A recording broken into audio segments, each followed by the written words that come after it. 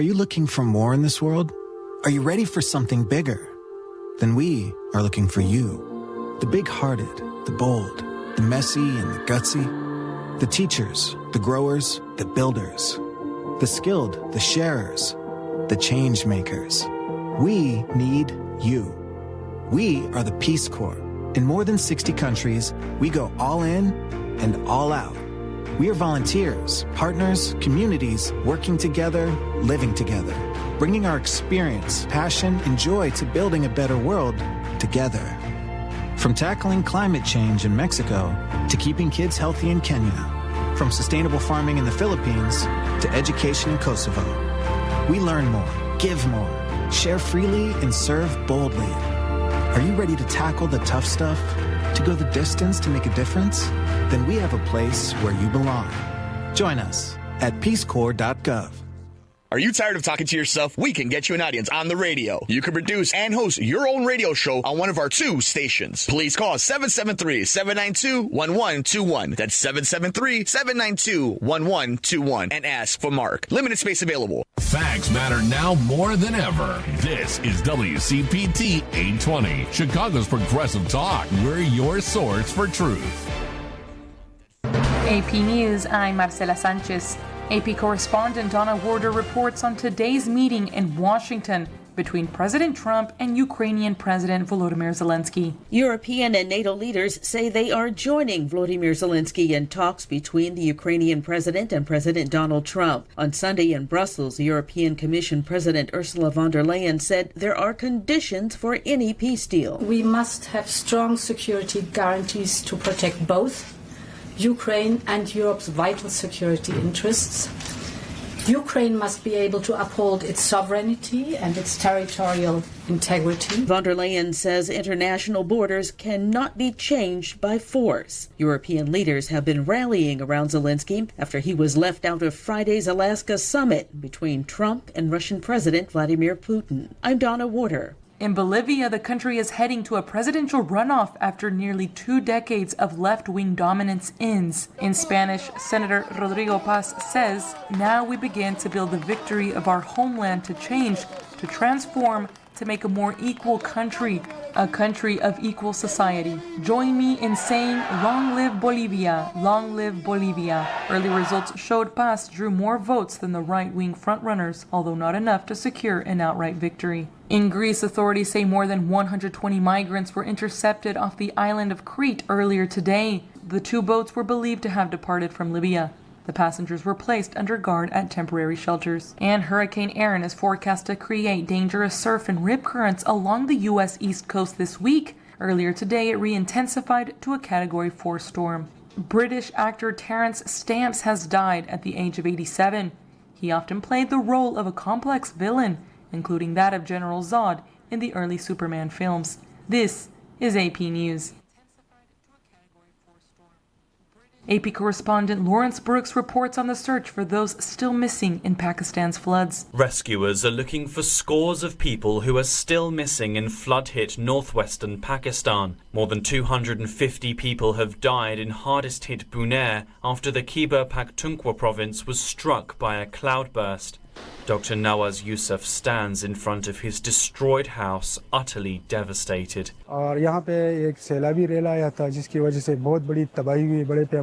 He says most people in his village were swept away, including another house that had 8 of his relatives in. Villagers say officials failed to tell them to evacuate, but the government says Friday's sudden downpour was so intense that the deluge struck before residents could be warned. Authorities have issued an alert for more flooding after new rains began Sunday in many parts of the country. I'm Marcela Sanchez, AP News. This is 820 AM, WCPT Willow Springs, and streaming worldwide at WCPT820.com. We are Chicago's progressive talk, where facts matter. Now, your WCPT 820 weather update. From the Weatherology Weather Center, I'm meteorologist Jennifer Wojcicki. We'll see a few scattered showers and thunderstorms possible late today. Otherwise, partial sunshine develops a high in the upper 80s. We'll have winds out of the south around 5 to 10 miles per hour, gusting as high as 15. Tonight, chance for rain and storms, cloudy, a low near 72. By Tuesday, a slight chance for showers and thunderstorms, cloudy skies, high of 86. Wednesday, sunny, high of 78. That's your latest Chicago weather update. Currently, it's 73. Because facts matter. You are listening to WCPT 820. Welcome to Choose Views with Richard Chew. Get ready to dive into a world of insightful conversations and thought-provoking discussions. As progressives, our job is to have an all-inclusive, full-on assault with all of our players. A show that focuses on moving our political, social, economic, gender, and cultural conversation forward. And all of our players means all of our players. It's Choose Views. And now, here's your host, Richard Chew. Good Monday morning, progressives, and welcome to the August 18th, 2025 edition of Choose Views. 773-763-9278 is our Credo Mobile phone and text line. You can call us, you can text us, and of course, you know where to find me. Find my show on Facebook Live, TuneIn Radio, and YouTube. Email me at richard@wcpt820.com. Follow me on X, Instagram, LinkedIn, Facebook, Blue Sky, Threads, and Substack. And by all means, catch all of our shows by subscribing to our WCPT podcast, our podcast, Apple Podcasts, Spotify, and iHeartRadio. There, you can get Choose Views featured interviews, Joan Esposito, live, local, and progressive, Driving It Home with Patty Vasquez, The Big Picture with Edwin Eisendrath, Out Chicago, and our other shows and interviews. My goodness, you can make your way over to our heartlandsignal.com digital platform and catch lots of good stuff that's there. Okay, so right out of the gate, happy Monday. Hope everybody had a good weekend. Got a little scratchy throat this morning, so I apologize for that in advance. You may hear me clearing my throat every now and again, but we got the liquids going to kind of keep the pipes doing what they're supposed to do. Great weekend, hopefully for many people. It was Air and Water show and lots of other things that were happening not only here in Chicago but all over. Hope folks were able to get out and about wherever you live and enjoy yourselves and do some fun stuff.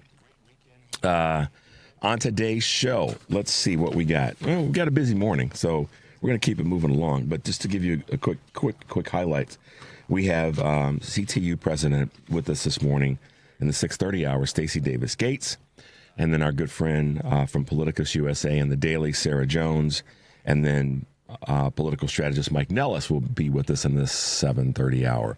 So we will be busy back to back to back, and welcome your calls if you got something to say, something that you experienced this weekend. Maybe you got out to a rally. I know that there were different rallies in and around the Chicagoland area and in a city that you may be in somewhere else in the country. So if you did get out to any of the rallies, give us a call and give us your update on the rally, how things went, what you learned, who you may have run into, and all that good stuff, so that we can share that with our other listeners.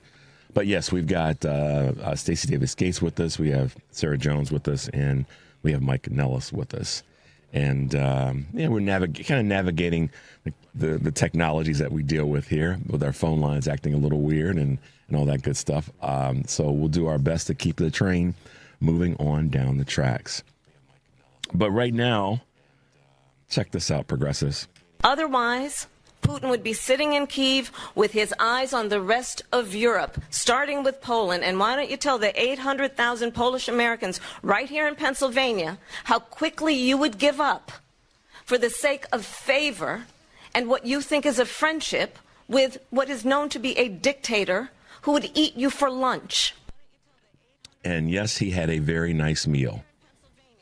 You guys saw it to the extent that you could see what you saw.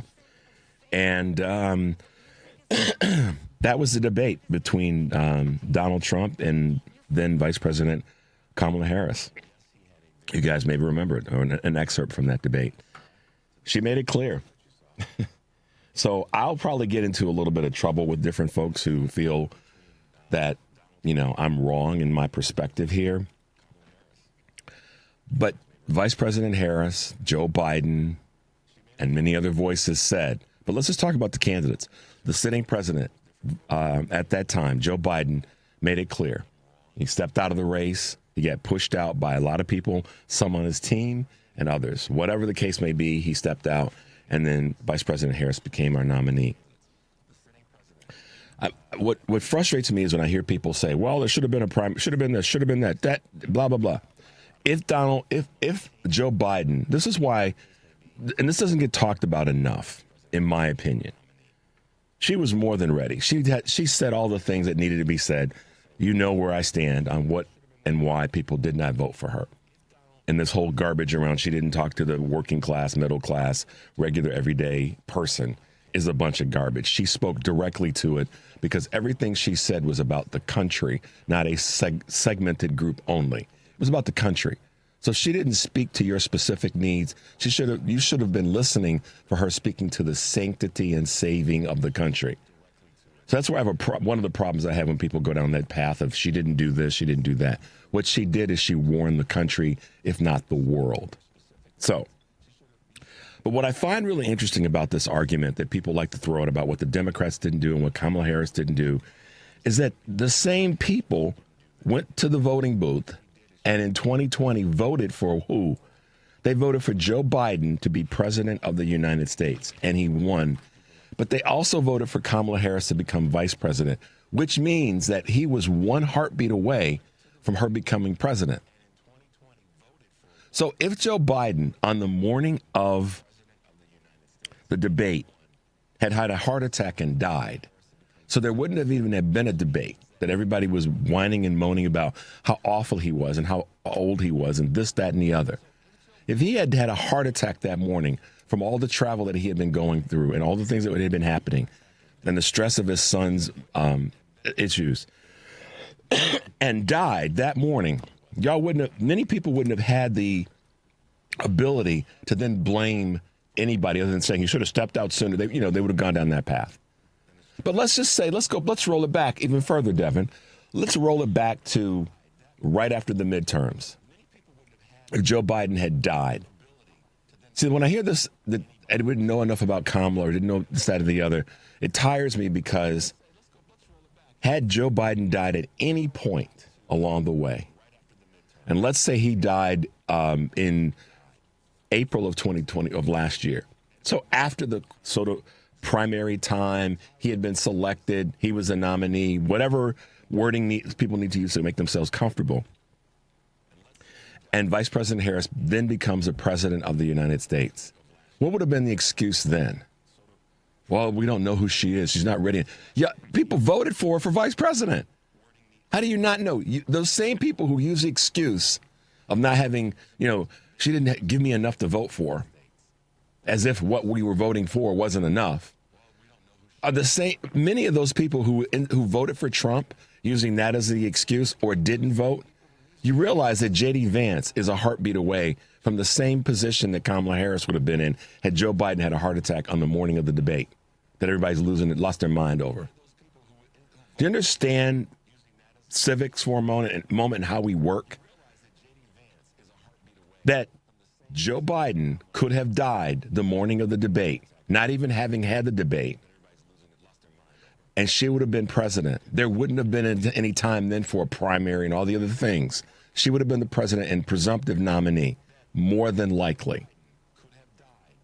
So why am I sort of integrating that and connecting these dots? She said it in the debate. This is what was going to happen with Trump and Putin. Hillary Clinton said it, Putin's puppet. Kamala Harris said it in the debate, that Putin was going to eat Donald Trump's lunch, proverbially speaking. And look what happened. Look what happened, folks. Right in front of your eyes, a dictator got the red carpet rolled out for him. I was in communication with Amy McGrath over the weekend. I'm not name dropping. I'm just saying she and I had some back and forth about just for her. She said for her to see airmen on their knees putting down a red carpet for a dictator, a person that started the war against an ally of ours and a sovereign nation, that our airmen were on their knees putting down a red carpet for him. And then to have him funk up even further the presidential limousine. What a disgrace, America. And so for all the people who I'm going to give a couple groups, and then we're going to go to a break. For all the people that said she didn't do enough, the Dems didn't do enough, they should have done this, they should have done that. She did more than enough. 1, 2. And if you don't like that, then you need to look in the mirror and ask what's the real issue. Second, now here's where we are. And all the lies and all the, excuse me, all the turmoil that we're dealing with is right in front of us. She told us, but you needed a little bit more. How much more was a little bit more? And so here we are. A dictator riding in the presidential limousine, a war starter. 2 dictators, a dictator and dictator wannabe. Boy, oh boy. But oh no, Kamala didn't say enough, didn't do enough, didn't talk to the right people the right amount of time on the right day, the right time of the hour. Couldn't vote for something that would have prevented us from having that embarrassment. So, you're listening to Choose Views on WCPT AM 820 Chicago, WARR 1520 AM, and 103.5 FM from Warren County, North Carolina. I'm Richard Chu, and we'll be right back. Check up on health with Chris Whitting. Child Watch educates parents and kids about abduction prevention. This is Don Wood, who says kids don't know who a stranger is. If you go home tonight and you ask your child to give a physical description of a stranger, you're probably going to get why they don't understand who a stranger could be. They'll probably come back with it's a really bad person, they're ugly, they wear dark clothes, and generally these abductors are very charming. Children can get fooled very easily by somebody who's very nice if they don't recognize that person as dangerous. The other thing what you want to teach children is adults don't ask children for help. That's one of the easiest lures to get a child, because a child feels very important when an adult comes up and says, I'm lost, I need some directions. It just doesn't make sense that an adult would ask a child for help. Visit the Child Watch website for more safety rules at childwatch.org. With Checkup on Health, I'm Chris Whitting. Because facts matter. You're listening to WCPT 820. You're listening to Choose Views with Richard Chu on WCPT 820, Chicago's Progressive Talk. Hey, guys, welcome back to the show. Yeah, I'm a little bit saucy this morning about this situation. I'm a proud American. I happen to be African American in this country, but I'm very proud of as an American, and I'm very proud of what I've tried to represent and the people that I'm in partnership with, and family and friends and all the rest. I'm very proud to be the guy that I am, and I'm very proud to be a citizen of this country. And, to the extent that there are people out there that are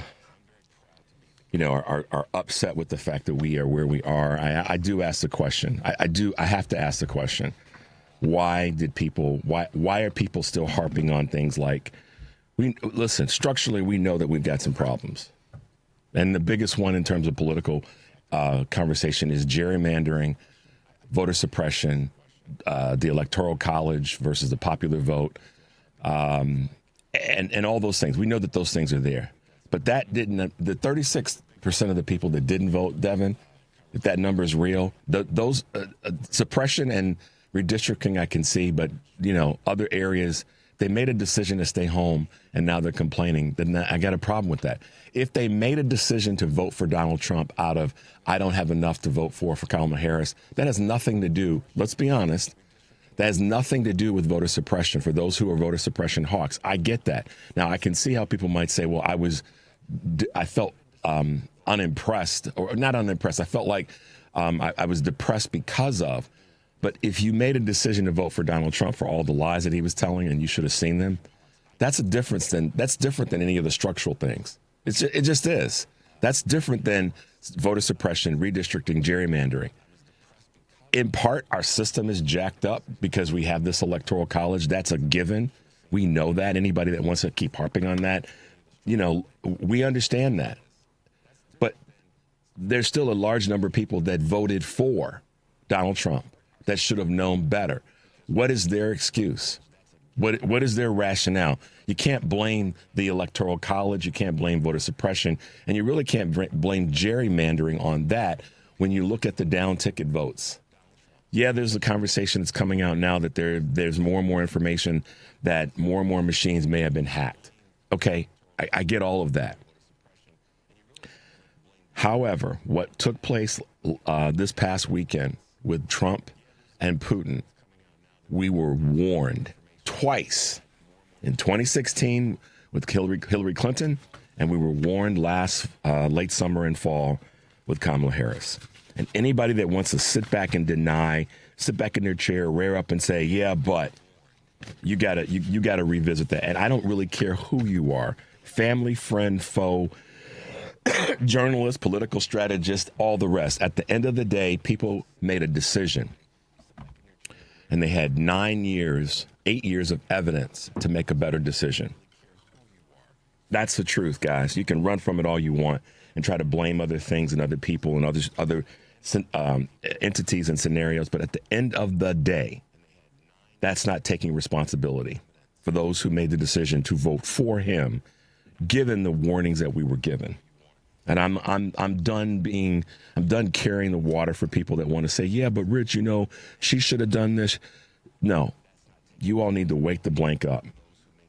Those that want to keep blaming the system when people made the decision to do something that was harmful, come on, people, wake up. Get your head right. All right, Dev, let's hit a couple Choose Views news items this morning on this August 18th, 2025. And by the way, this is the 1-year anniversary of our wonderful DNC from last year. And we'll talk about that through the course of the week. Air Canada workers defy RTO order. The union representing more than 10,000 striking Air Canada flight attendants said Sunday it plans to ignore a return to work order and remain on strike. The announcement comes a day after the Canadian government forced the airline and its workers into binding arbitration to end a work stoppage that stranded over 100,000 travelers worldwide. The carrier, whose flight attendants walked off the job early Saturday, said flights will resume Monday evening. A complete shutdown was projected to affect an estimated 130,000 people daily. Job interviews are going old school. I like this when I put this article together.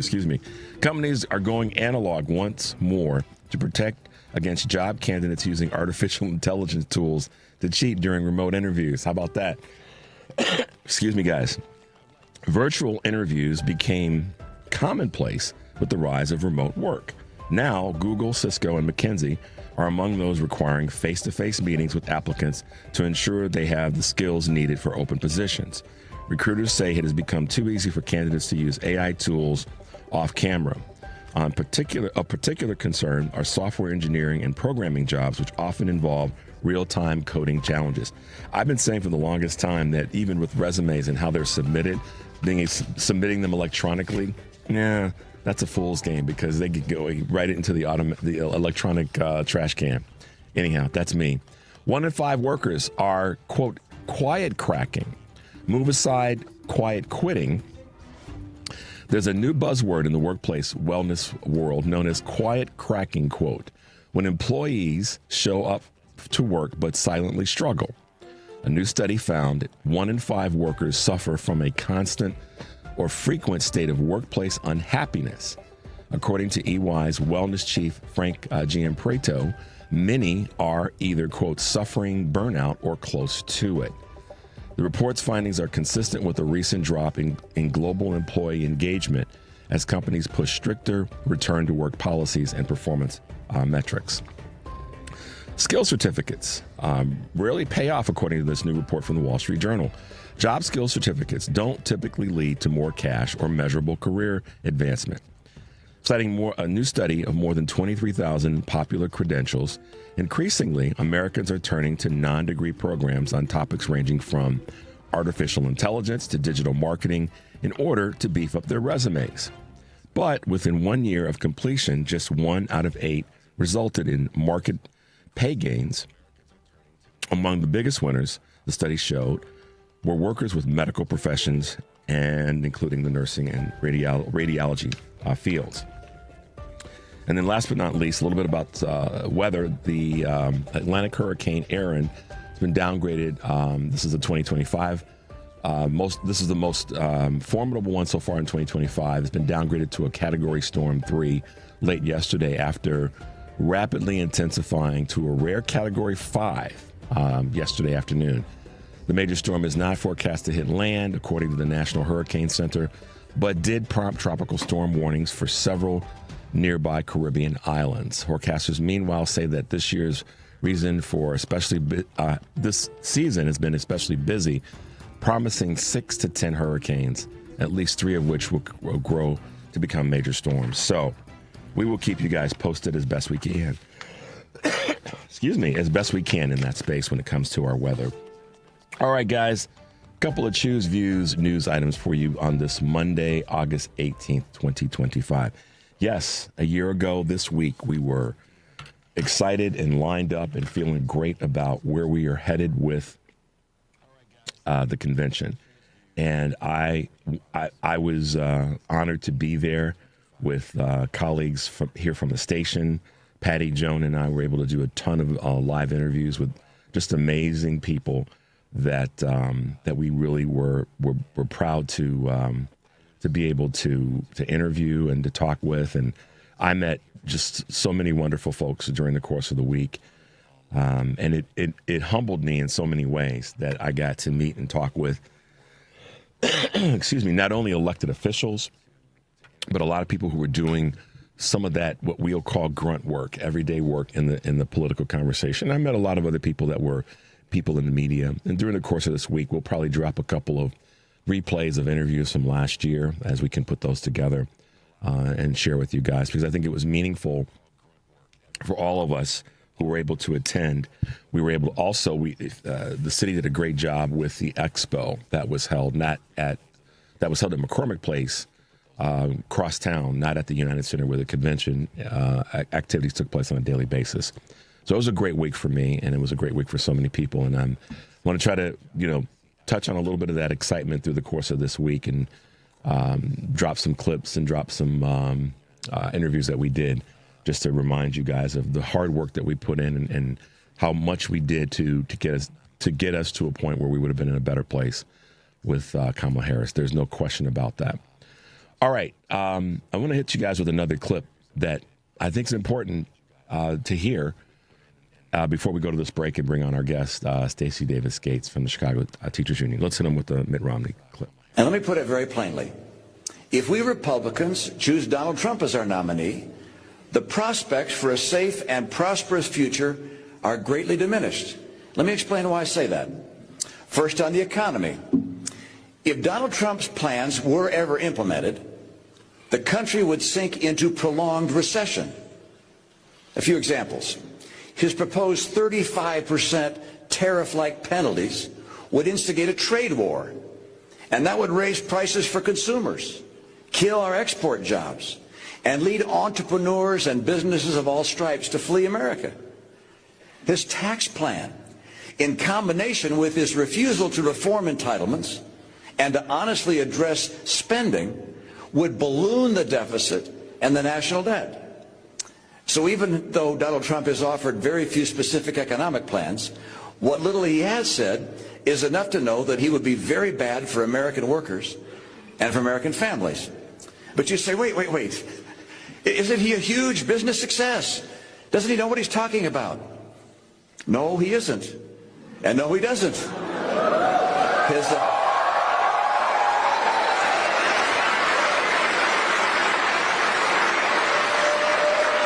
Look, his bankruptcies have crushed small businesses and the men and women who work for them.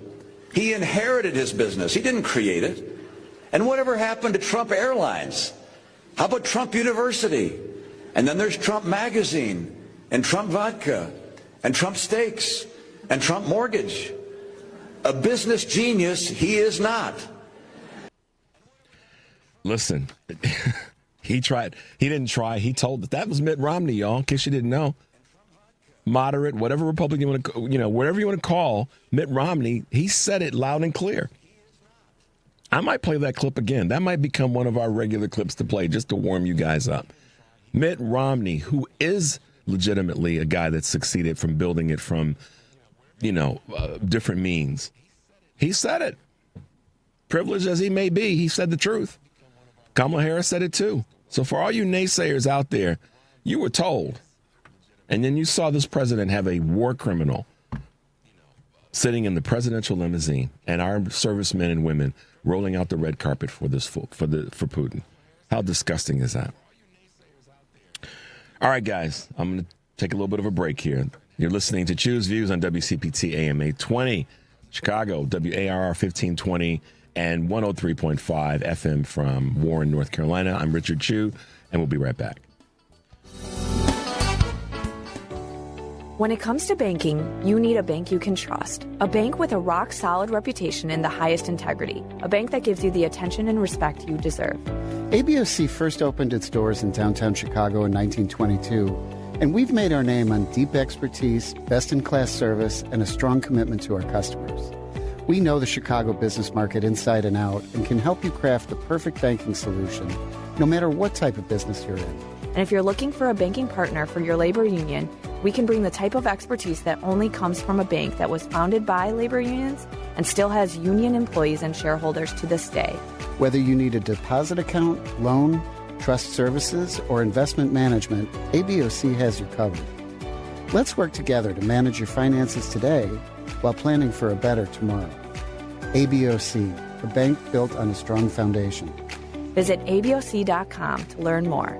Member FDIC. You're listening to WCPT 820. Here's the latest Chicago weather update. From the Weatherology Weather Center, I'm meteorologist Jennifer Wojcicki. We'll see a few scattered showers and thunderstorms possible late today. Otherwise, partial sunshine develops a high in the upper 80s. We'll have winds out of the south around 5 to 10 miles per hour, gusting as high as 15. Tonight, chance for rain and storms, cloudy, a low near 72. By Tuesday, a slight chance for showers and thunderstorms, cloudy skies, high of 86. Wednesday, sunny, high of 78. That's your latest Chicago weather update. Currently, it's 73. Hey Google, play WCPT. Streaming Chicago's progressive talk from TuneIn.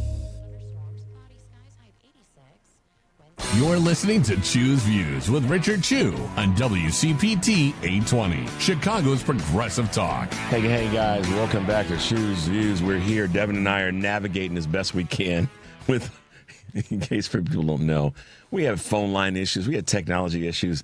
Devin's got 2 rolls of duct tape tied to his arms. Some chicken wire and all the rest to kind of make things happen this morning. I'm fighting a scratchy, crazy throat. So thanks for being with us and thanks for being patient.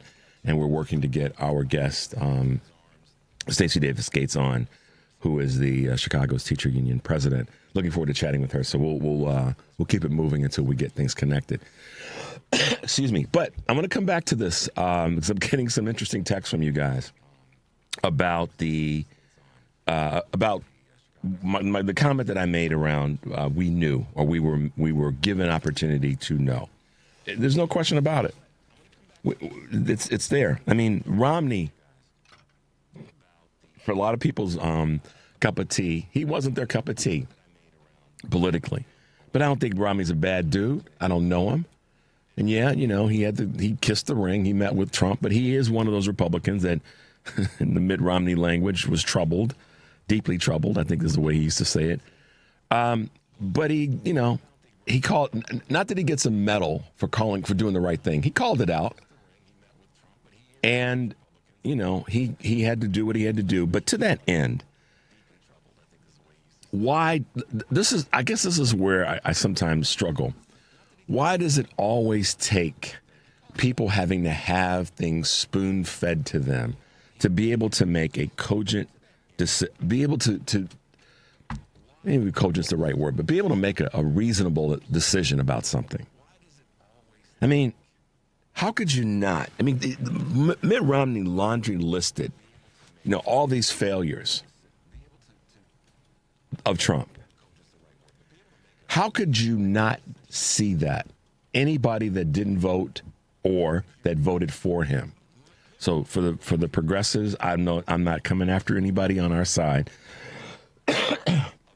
Someone sent me a text saying, stop blaming the voters. I'm not blaming the voters. I'm calling out what voters could have done differently. That's not blaming the voters. We all have responsibility in this. Even the person that sent me that text, you have a responsibility. How much work did you do to make sure that other people around you were ready to rock and roll and get this done? Okay? But my point of all this is I'm not blaming our side. Maybe we all could have done more, worked harder. I get that. I ask myself every day, like, what else could I have done? Honestly, I do. But the people who sat on the sidelines and the people who voted for Trump that are whining right now, and I am calling it whining, the other word I won't use on the air, the B word, I just can't give you any comfort in this space because you were warned by a dude from your side of the party or your side of the aisle. Mitt Romney said it loud and clear. And he was spot on right. I mean, how could you not, how could you, as much as you might disagree with, and I do a lot, with Liz Cheney on a lot of her votes. Don't get me wrong. I'm not trying to carry her water. But how could you not hear what she was saying? You know, this is part of, if there's some structural problems with our political system, it's waiting for the white person to ride in on the white horse to be the savior. That's part of the problem. Let's just be honest for a second. This is a team fight. You know, this isn't just one guy or one woman having the voice. I know that that's how we built this thing. I get that. I'm not stupid, blind, ignorant, any of those things that you might say in this space, or even hopeful in that regard. But I'm just saying, at some point, you got to go, you know, I got to be a stronger participant. One of the things that I like about people who start, I'll use Karen Byrne as a good example from True Blue Politics Podcast, commonly known as Karen from Chicago. Karen's got a salty mouth on this stuff. She can get hot under the collar. I've seen it up close and personal. My man, Mike Nellis, same thing. So many other people that we have on the show. But they do something in the fight. Karen's put together little coffee clutches and walking groups and things that are participatory things. She still fights like hell, angry as you know what, on this stuff. But I applaud her for not only being angry about it, but doing something to bring people into the fold. And so this is where I draw the line on this. The Democrats should have done more. She should have done more, meaning Kamala Harris. And the list goes on to could have done more, should have done more, all those things. I get that. I'm one of the ones that says, what can we do better? And we do have to learn. But doggone it, when you go back and you listen to some of these clips, I want you guys as a homework assignment just to go online and pull up last year's Democratic National Convention. Just pull it up. If you say we didn't cover enough, we didn't talk about things enough, we didn't reach enough groups, just pull up the convention and watch it. Because I think that a lot of times people just forget that part of this is is in their laps. As much as it is the politicians and the elected officials' responsibility, but it's also this is a participatory game, y'all. You got to get involved, and that's why I commend the people like Karen Byrne, because she's involved. She's, like I said, mad as hell, but she's still focusing and doing something about it. And there's so many other people. So we have to ask ourselves those kinds of tough questions, because if we don't, we're failing ourselves in this process. And then you go, well, damn, Mitt Romney did say all that. Mitt Romney said all that, y'all. So what, we're going to say, well, because it didn't come out of the mouths of a Democrat, then we shouldn't, listen to it? Huh? Common sense is common sense. If it comes from somebody on the right, I'm going to listen to it. Just because I may not agree with them politically on certain things doesn't mean that what that person said doesn't have relevance if I'm trying to fix something. Vice President Harris said it, y'all. And for those who want to continue to be naysayers, all you got to do is look at this past weekend. I mean, we could look at what's happening in D.C., and Mike and Sarah and I will talk about this in our two different segments. But goodness gracious. Goodness gracious. Are we still blowing? Okay. So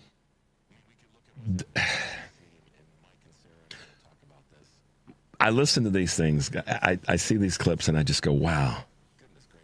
How could people not be willing now to step back and go, I guess she did say it. I guess others did say it. And I just happened to decide I wasn't going to participate.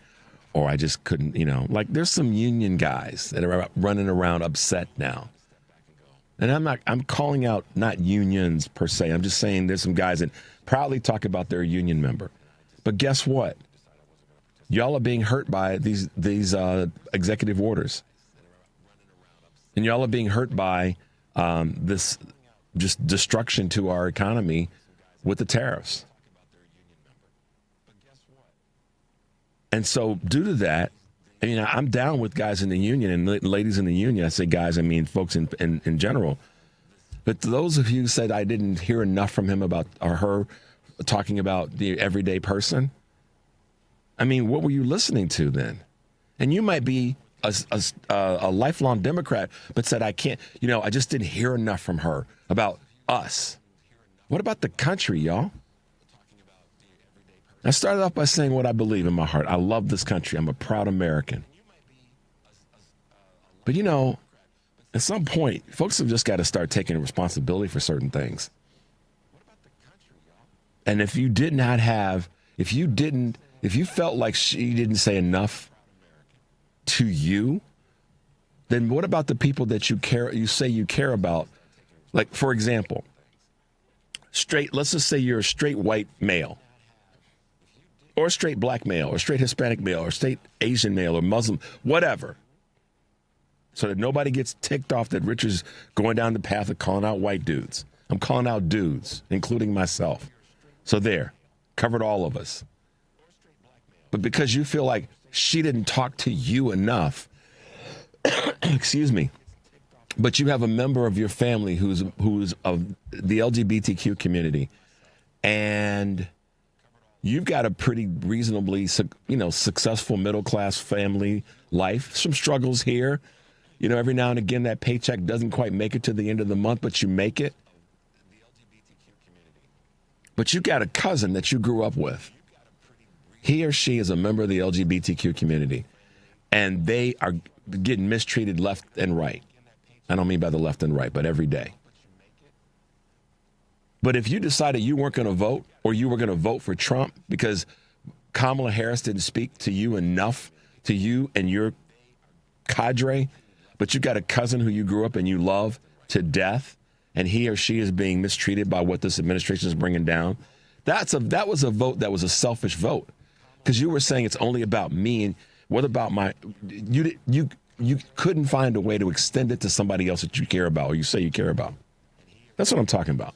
I'm talking about that should have been a bigger push than just that Vice President Harris didn't talk to you enough. And I hope you all get what I'm saying here. I'm intentionally being a little bit hard, because when I saw these clips and I saw what happened this weekend and the embarrassment, it didn't break my heart. It just made me I just shook my head and fought back tears, as I am now. And we got to do better, y'all. We just do. And so the reason I make the analogy of somebody who said, I'm not going to vote for her, I'm not going to support the Dems because they didn't talk enough about this, they didn't talk enough about, my kitchen table issues. What about your cousin who's a member of the LGBTQ community, or disabled to some extent, that now is suffering more than you are? You still got your job, still got your house. You and your family are still moving along, and maybe, like I said, that paycheck doesn't stretch to the end of the month, but you still made it. What about somebody else who's got a worse situation, that's struggling more than you are? And now with this administration that we have, this the regime that we have, all the harm that's hitting them first. You see, a good friend of mine, and I'm going to give a shout out to him, Bob Sherrill, strong, progressive, liberal Democrat, been in the fight for years. Bob said something to me years ago. It breaks my heart to say it. I might get choked up. He said, Richard, there's always somebody that somebody needs to look down on. And we were having a conversation about how different groups forget that there's always somebody else out there that's struggling more than they are. So, you know, on this anniversary of what was a joyous, great event last year, I just want to remind everybody that where we are right now. We're going to take a quick break. And when we come back, hopefully we'll be able to connect with Stacy Davis Gates. But you're listening to Choose Views on WCPT AM 820 Chicago, WARR 1520 AM, and 103.5 FM in Warren County, North Carolina. I'm Richard Chu, and we'll be right back.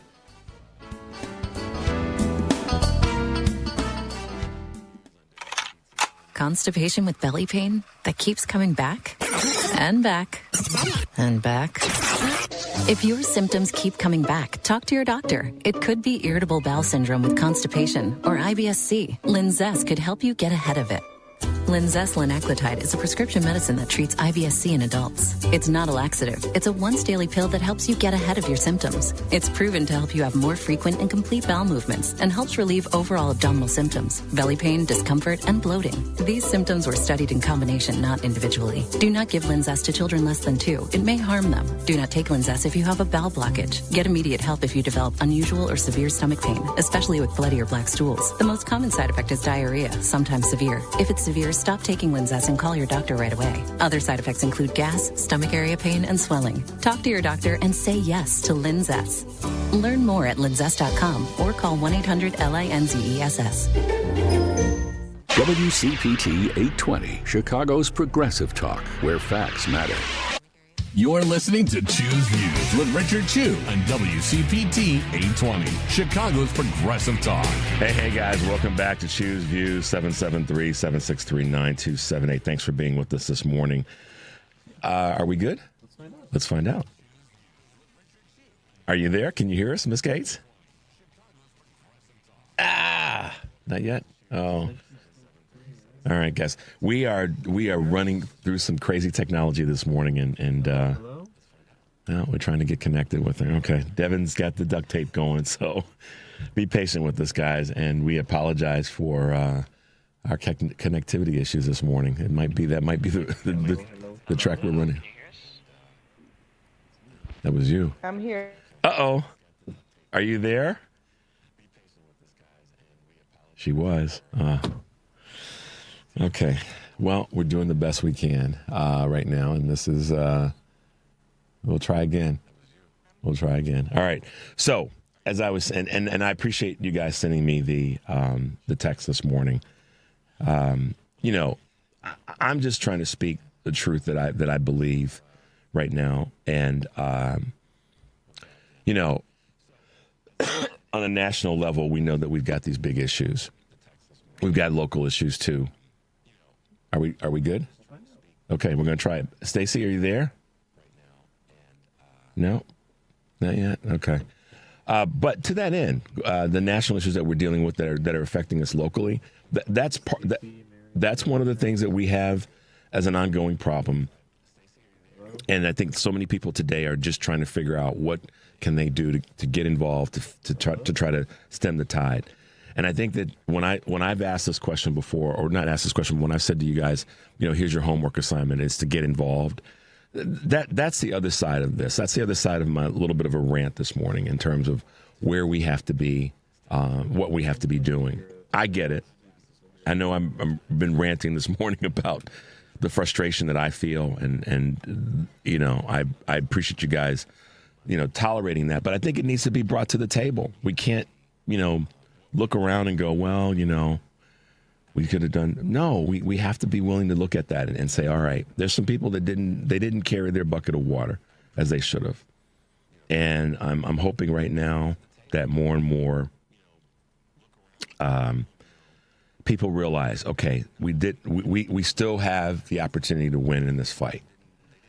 And now is the time to follow the leads of the Gavin Newsoms of the world and the J.B. Pritzkers and the Kathy Hochul's and the Jared Polises and Josh Shapiro's and Jasmine Crockett's and Texas Dems.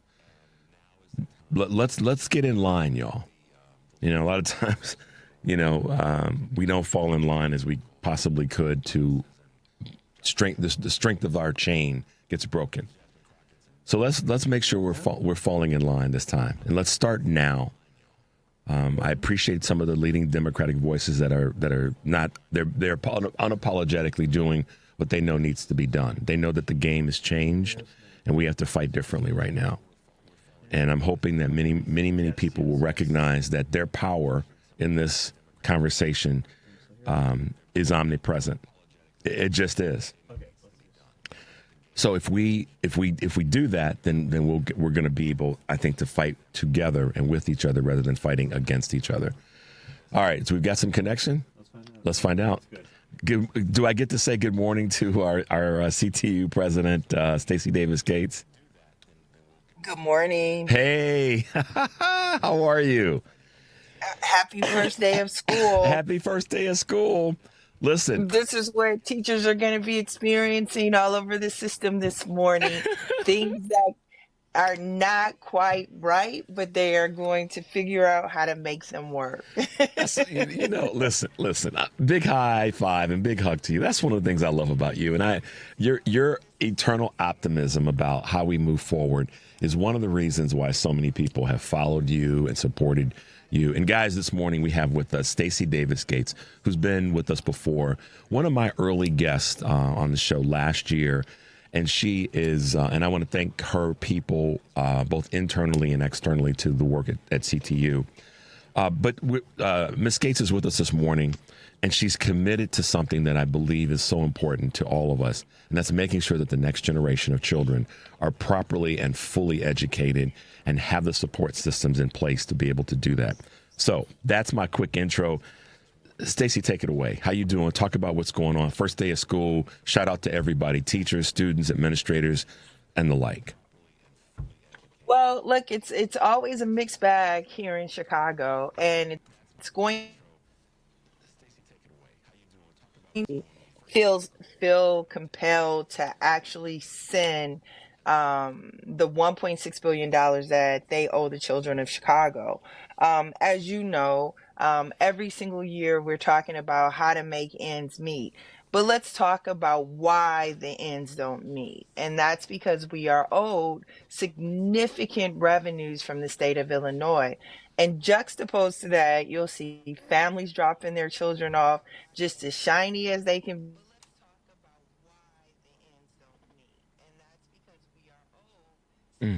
Okay. Is that on our end or on her end? Okay.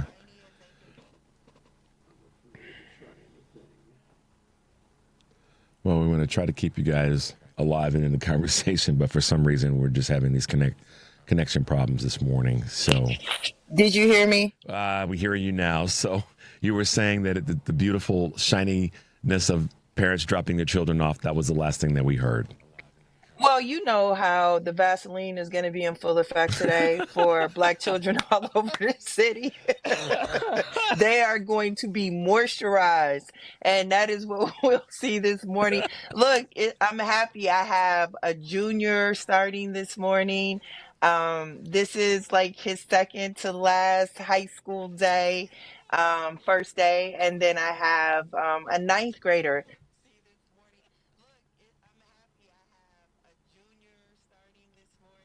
I don't know. She is a ninth grader. Oh, boy. All right. I'm still there. We're having fun this morning. Yes, we are. This is a CPS class this morning. We are going to keep our humor, and we are going to remain flexible. That's exactly right. So, Stacy, talk about real quickly, is why we've got Connection, the sustainable community school model, and why that's so integral right now, and what just take it away on that. Well, it's the opposite of what you see happening with the federal government. As you know, Trump has dismantled the Department of Education, which takes away safety nets, infrastructure, valuable resources for our young people and our school communities. And what the Sustainable Community School seeks to do, and is doing very well, I might add, is invite community into the school space to take ownership, to support and create opportunities for young people.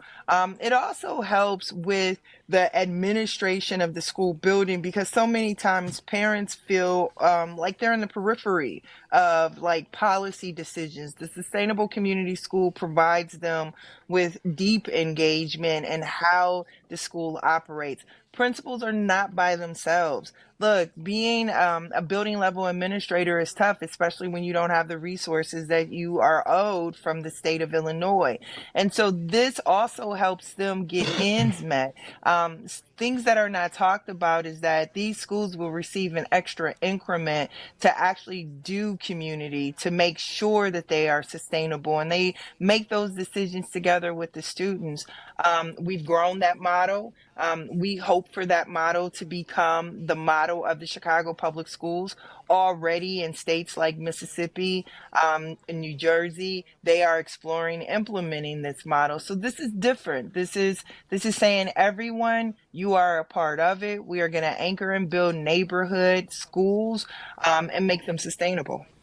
The neighborhood, that came out of your answer a couple different times, the neighborhood and the community.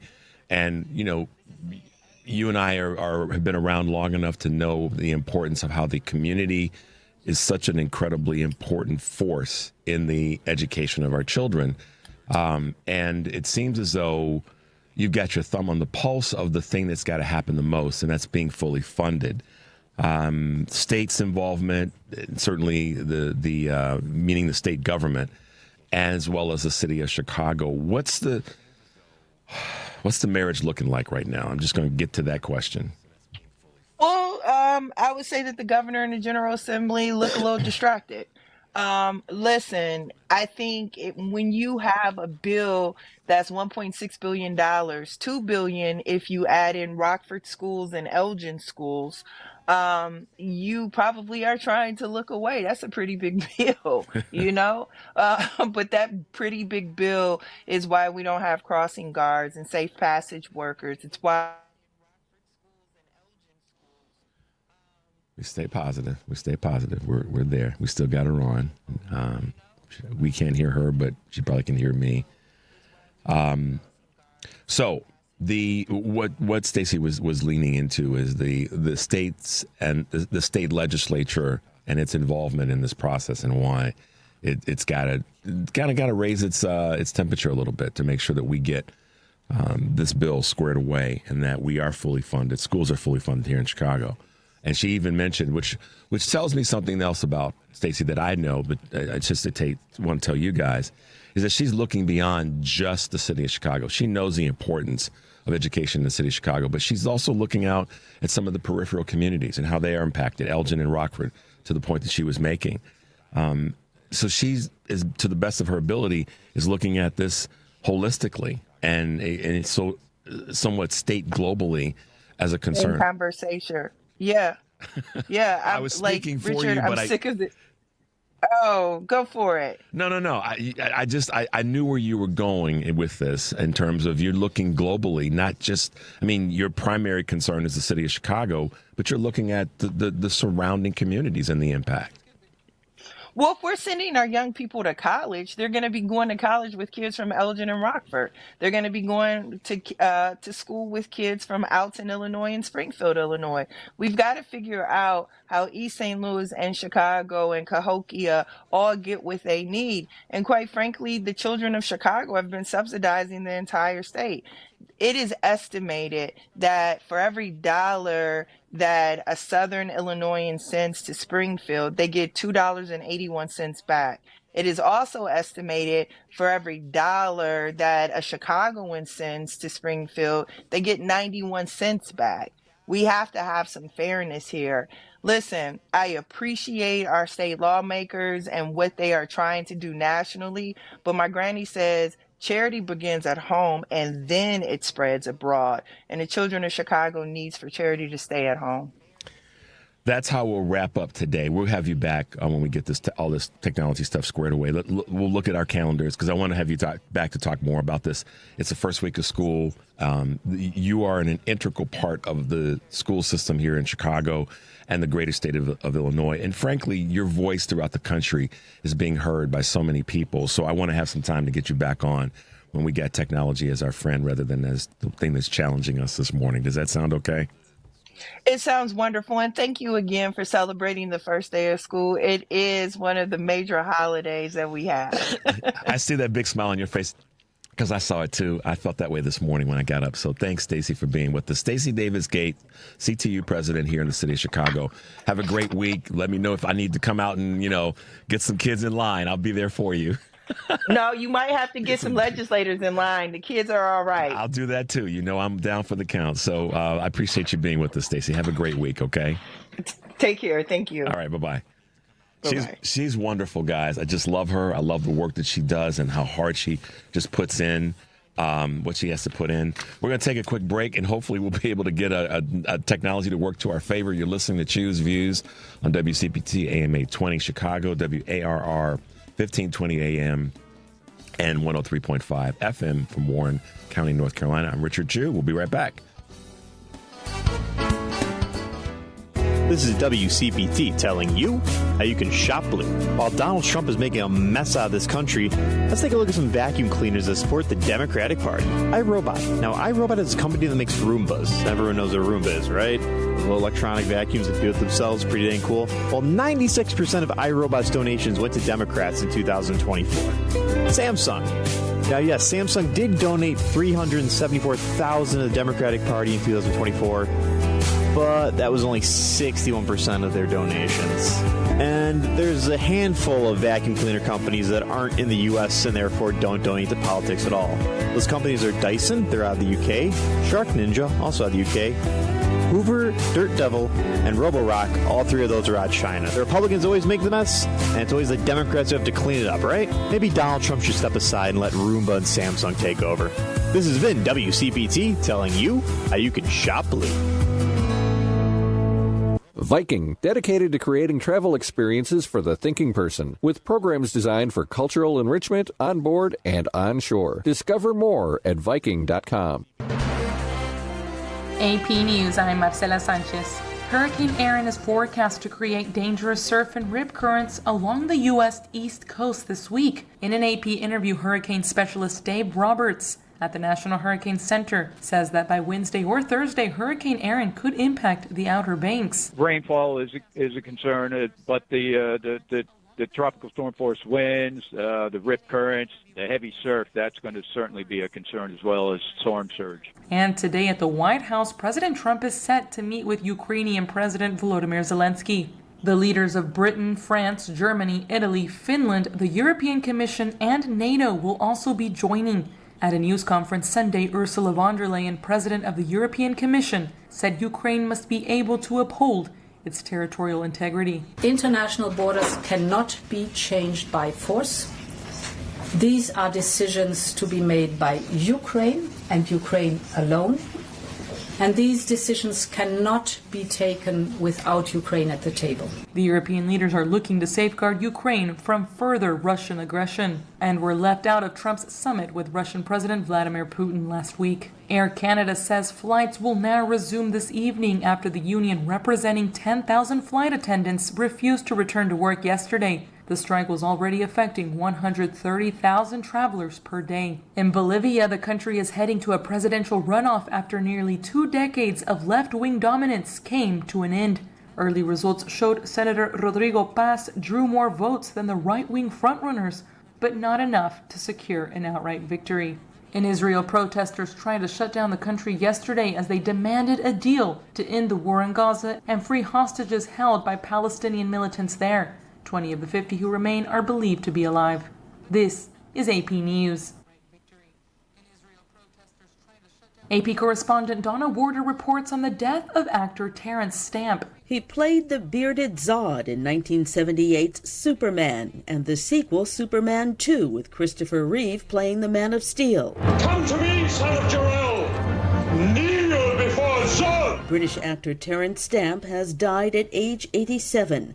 Stamp started his career in 1962 with the seafaring Billy Budd, for which he earned an Oscar nomination. He played the transsexual Bernadette in The Adventure of Priscilla, Queen of the Desert in 1994. But it was Superman's arch-enemy Zod that most people remember. Terence Stamp, dead at age 87. I'm Donna Warder. And the Cambridge Dictionary has added new words, many of which became popular through social media. The list includes skibbity, tradwife, and delulu. The complete list at apnews.com. I'm Marcela. This is 820 AM, WCPT Willow Springs, and streaming worldwide at WCPT820.com.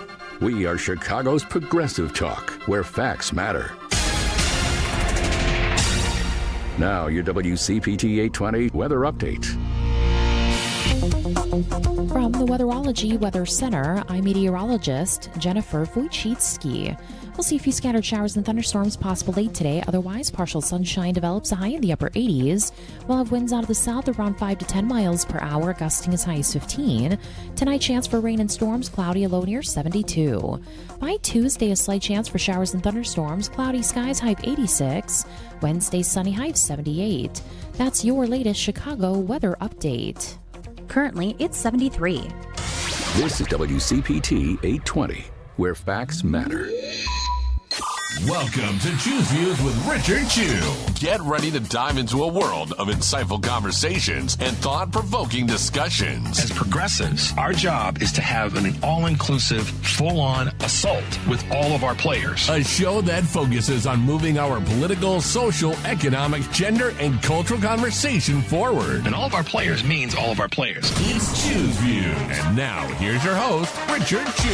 Hey, guys, welcome back to the show. Looks like it's me and Devin just kind of working our way through this morning. Technology is not being our friend, but hopefully we'll be able to get Sarah on in a moment. Meanwhile, tonight on Driving It Home, Patty Vasquez is back, and her guests include Liz Nicholson, candidate for the Cook County Board Commissioners Review Commission, and Mark Gavard, I should say, of My Labor Radio podcast.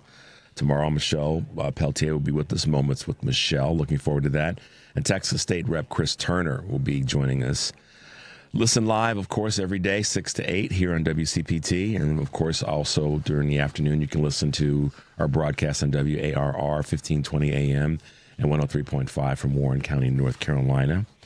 As always, Credo Mobile phone and text line is 773-763-9278. And WCPT listeners can now get 25% off for 2 years at Credo Mobile with the code WCPT25.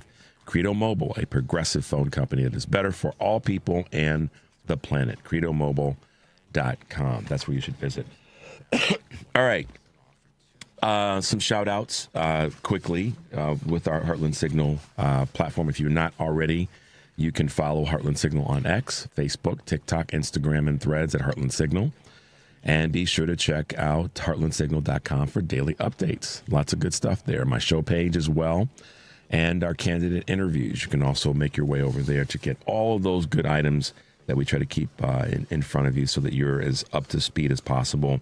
The featured interviews of Choose Views, the full episodes, the podcast, it's all there for the taking. And speaking of all there, I guess we are fortunate this morning to be able to make a connection with someone. Do we have our good friend Sarah Jones from PoliticusUSA, The Daily, with us?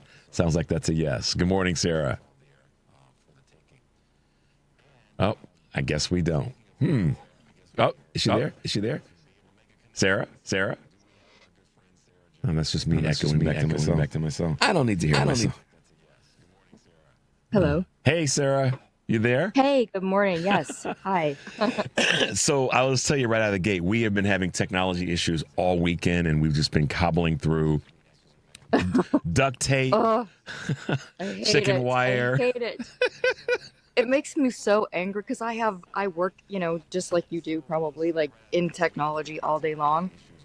And it makes me so angry at the tech bros and the technocrats, the oligarchs, because nothing works. I'm like, why have you taken over the entire world and nothing told us works? That nothing works. Yeah, everything's getting worse. Nothing is working.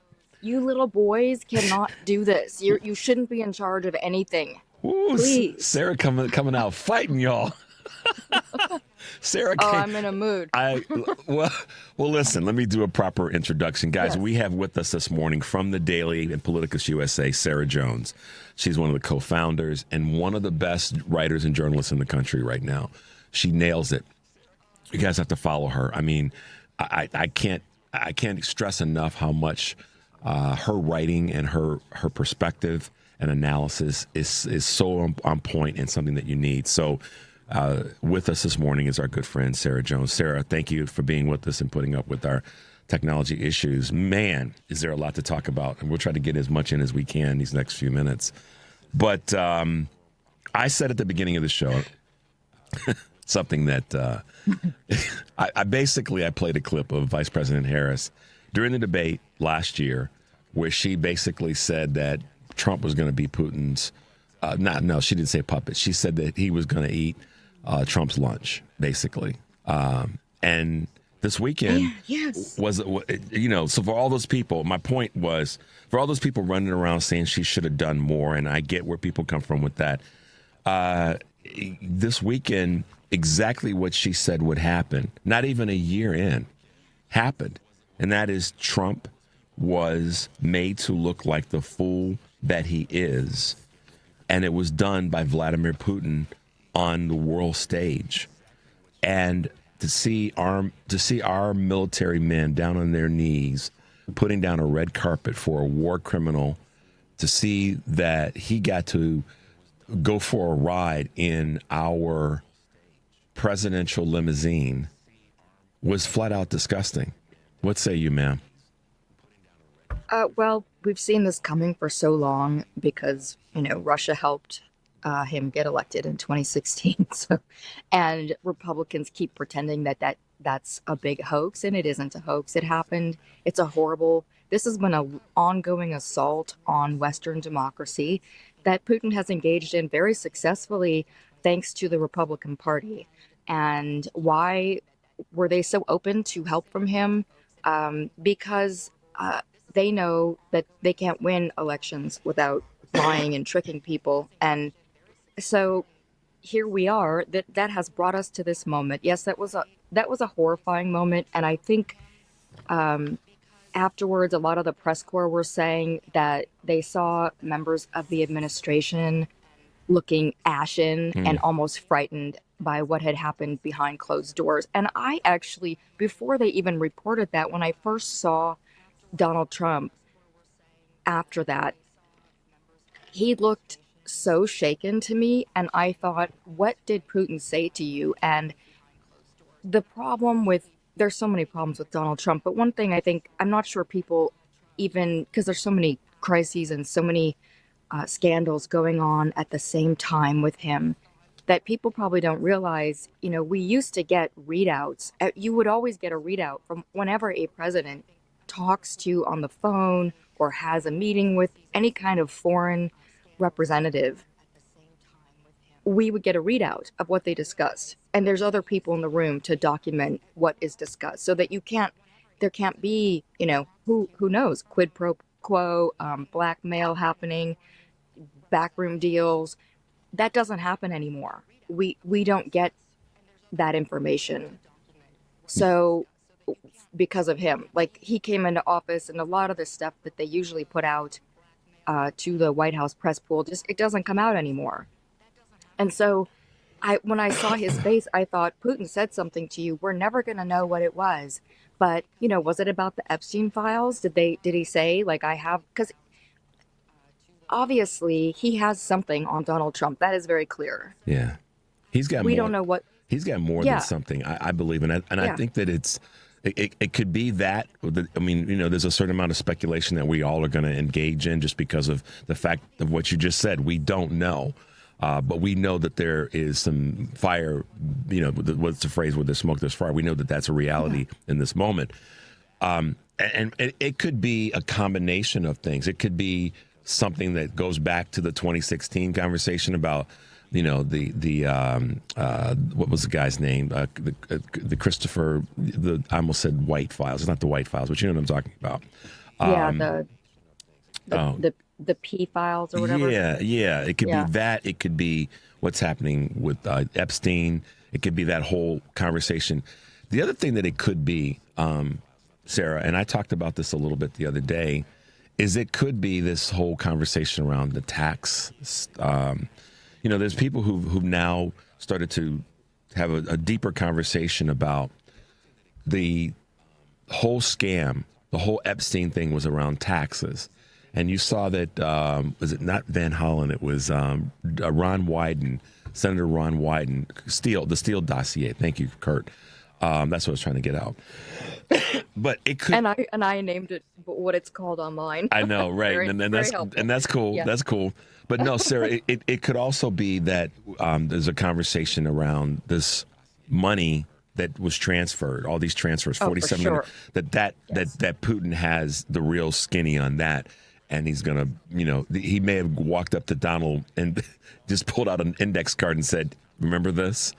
And it could be something as simple as that. It could be that, because that is a Russian tactic. It's not, from all that I've read, KGB tactic. It's not to make a big fuss about it. It's just to show someone something very, very simple. We have this, and they know what the dominoes are behind that. And I think it could be something as simple as, we know about your taxes. We know what you actually did with Epstein, and as much as people are going to care about, as they should, as you said, Sarah, and reminded us 2 weeks ago that young women and young girls were abused. It also will be that the tax piece is what he showed him. I thought that, and then the other thing that I thought, and I'll shut up and let you talk, is that he's got the information on the election, and that may have been the thing that shook him like it did, but.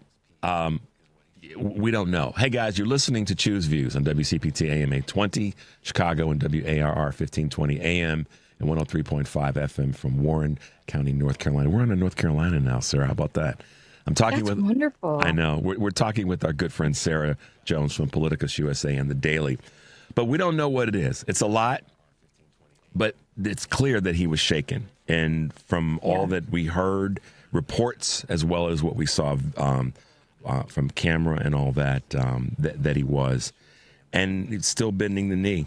And now he's not even bending the knee. He's doing something else. So it's disgusting. Yeah, I mean, it is completely disgusting. And the way that so many people in our media and the Republican Party act, and some Democrats act like this is fine.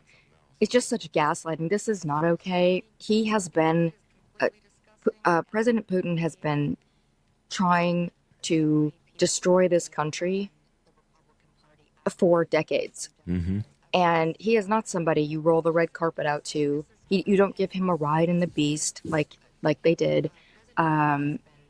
It's this, but this is what the fact that this has happened and would be a scandal if any other president did it.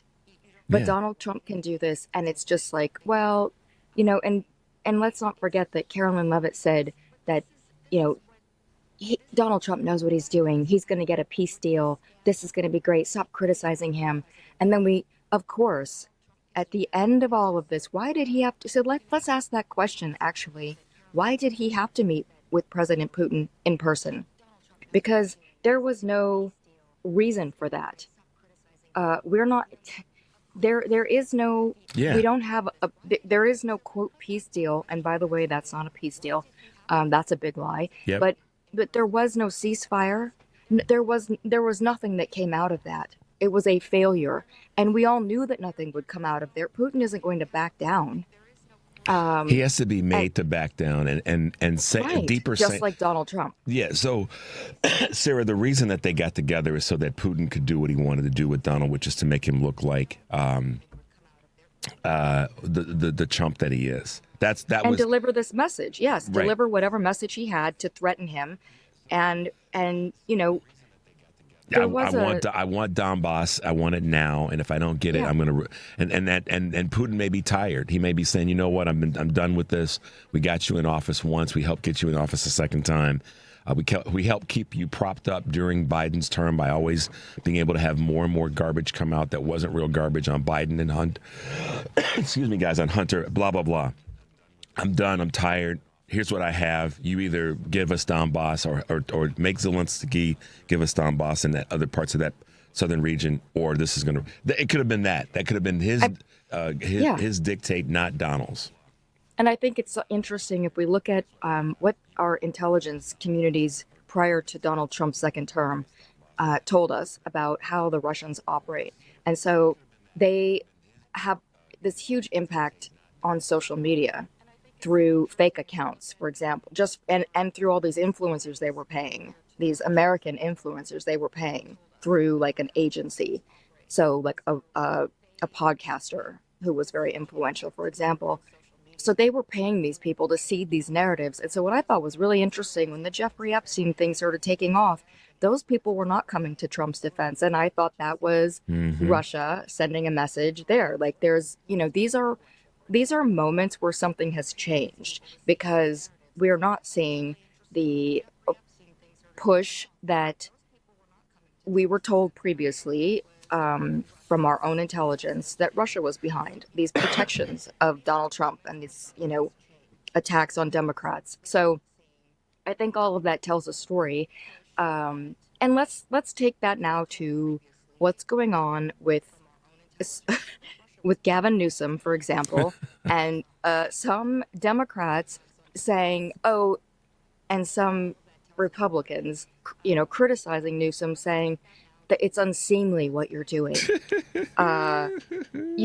because I'm absolutely gobsmacked by the level of delusion. And you brought up people criticizing Kamala Harris for not having done enough. And I just want to point out that something I really want people to be aware of, and I don't say this as a criticism of these campaign staffers, except to point out that we are in a different age. And I think what happened with her campaign, she brought in, and they kind of took over from the Biden people, or, some of them took authority over the Biden people, these Obama people and these Clinton people. Mm-hmm. And they treated the campaign like they did. And they gave a lot of quotes about how, like, we know how to do this because we did it with Obama. We did this with Clinton. And someone at the time pointed out, someone who worked on the campaign anonymously told the Washington Post, I'm concerned because these are all white people. I heard it too. And it was, really interesting to me. And I bring this up because then we hear like Obama called Mondami. And I just worry, like, please, people, first of all, don't take credit for President Obama's success. President Obama's success came because of who he is, frankly. That he was a once-in-a-lifetime political candidate.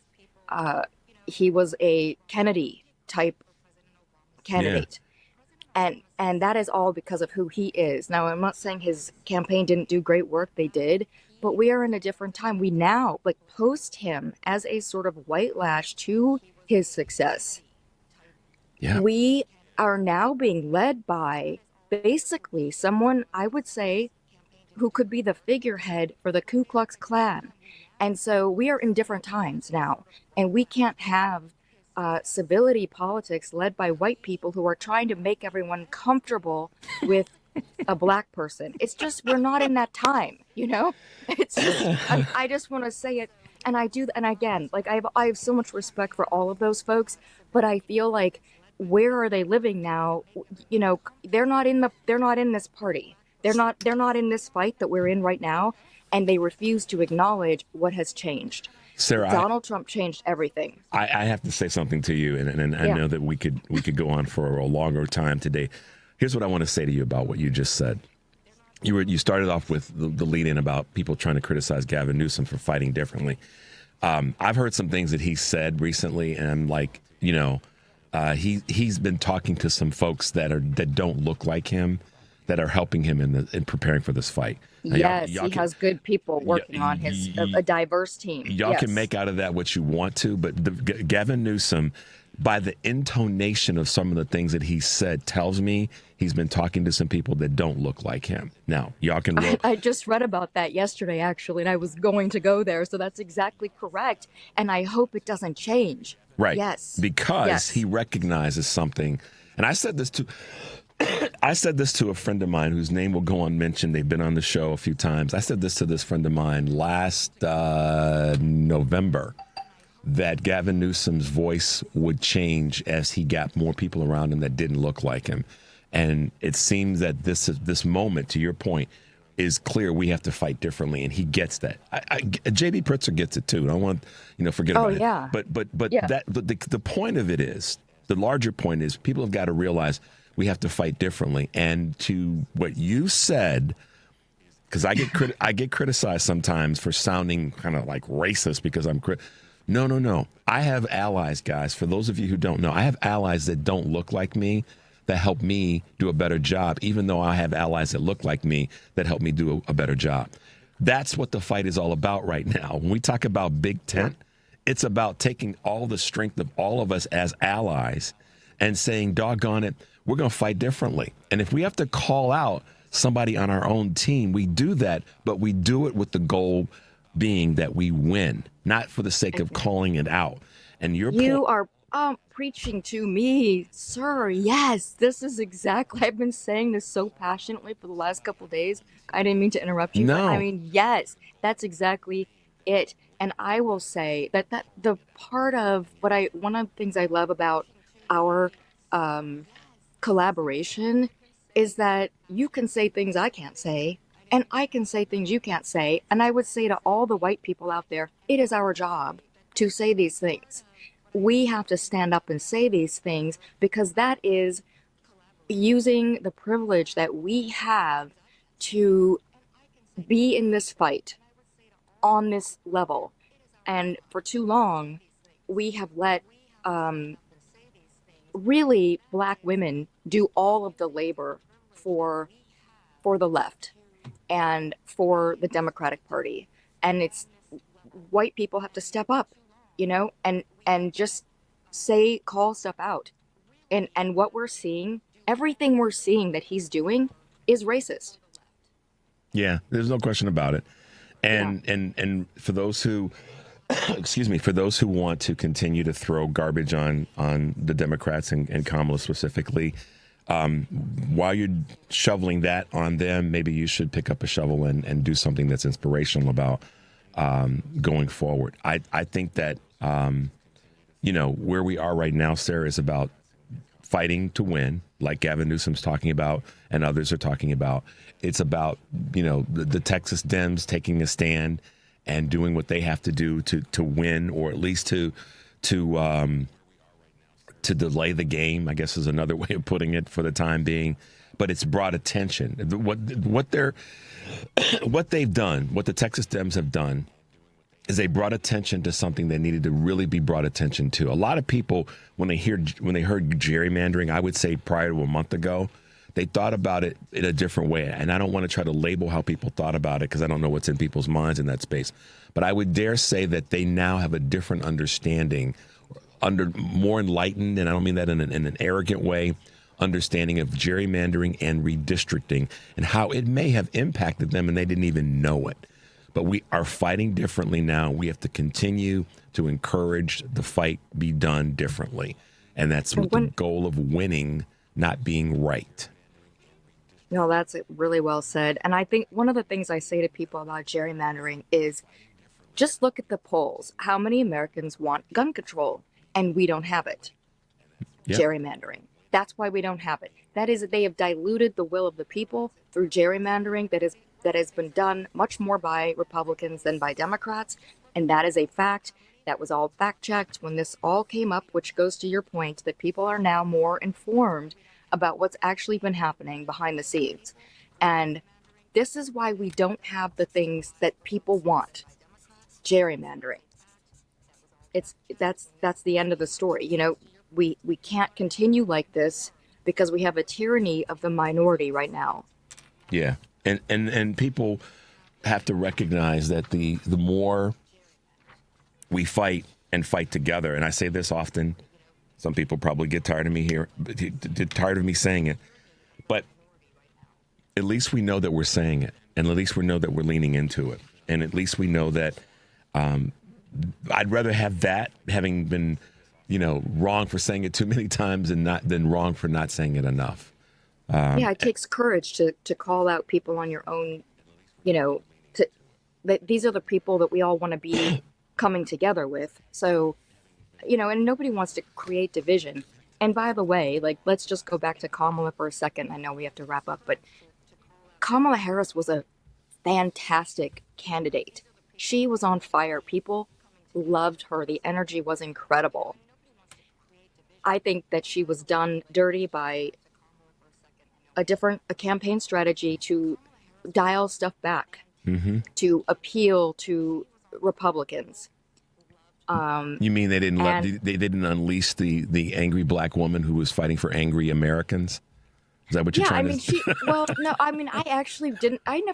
She never came across as angry to me. But see, angry in the sense that forceful. I'm angry. Right. I'm angry at where we are. And we Yeah. can be, here's the problem with that word, and I know we're running over, but that's okay.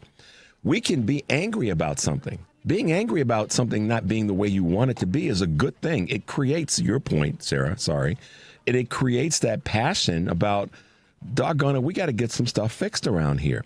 Sorry. Yeah, they've rolled back 60 years of progress. So yeah, you should be angry. People should be angry.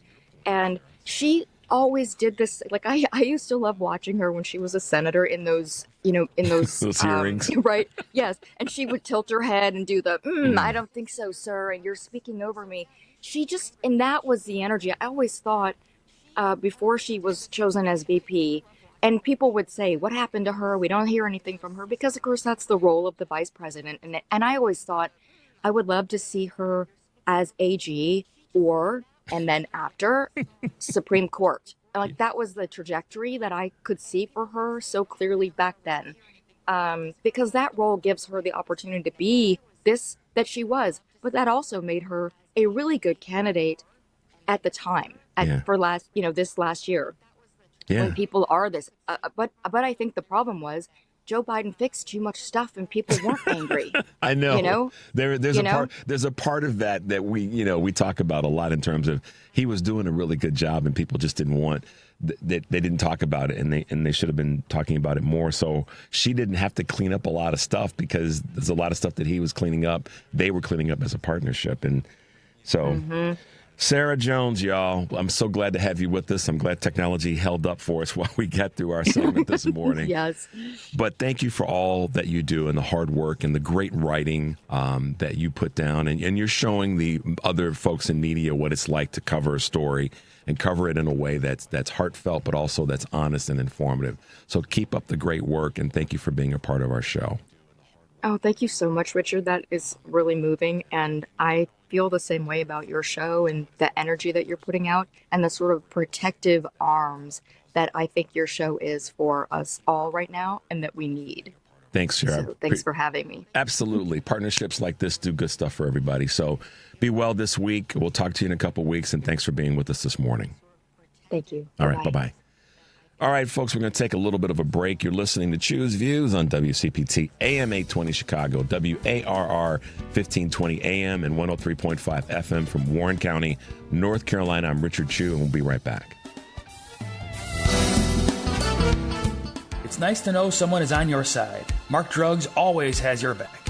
No two dogs are the same.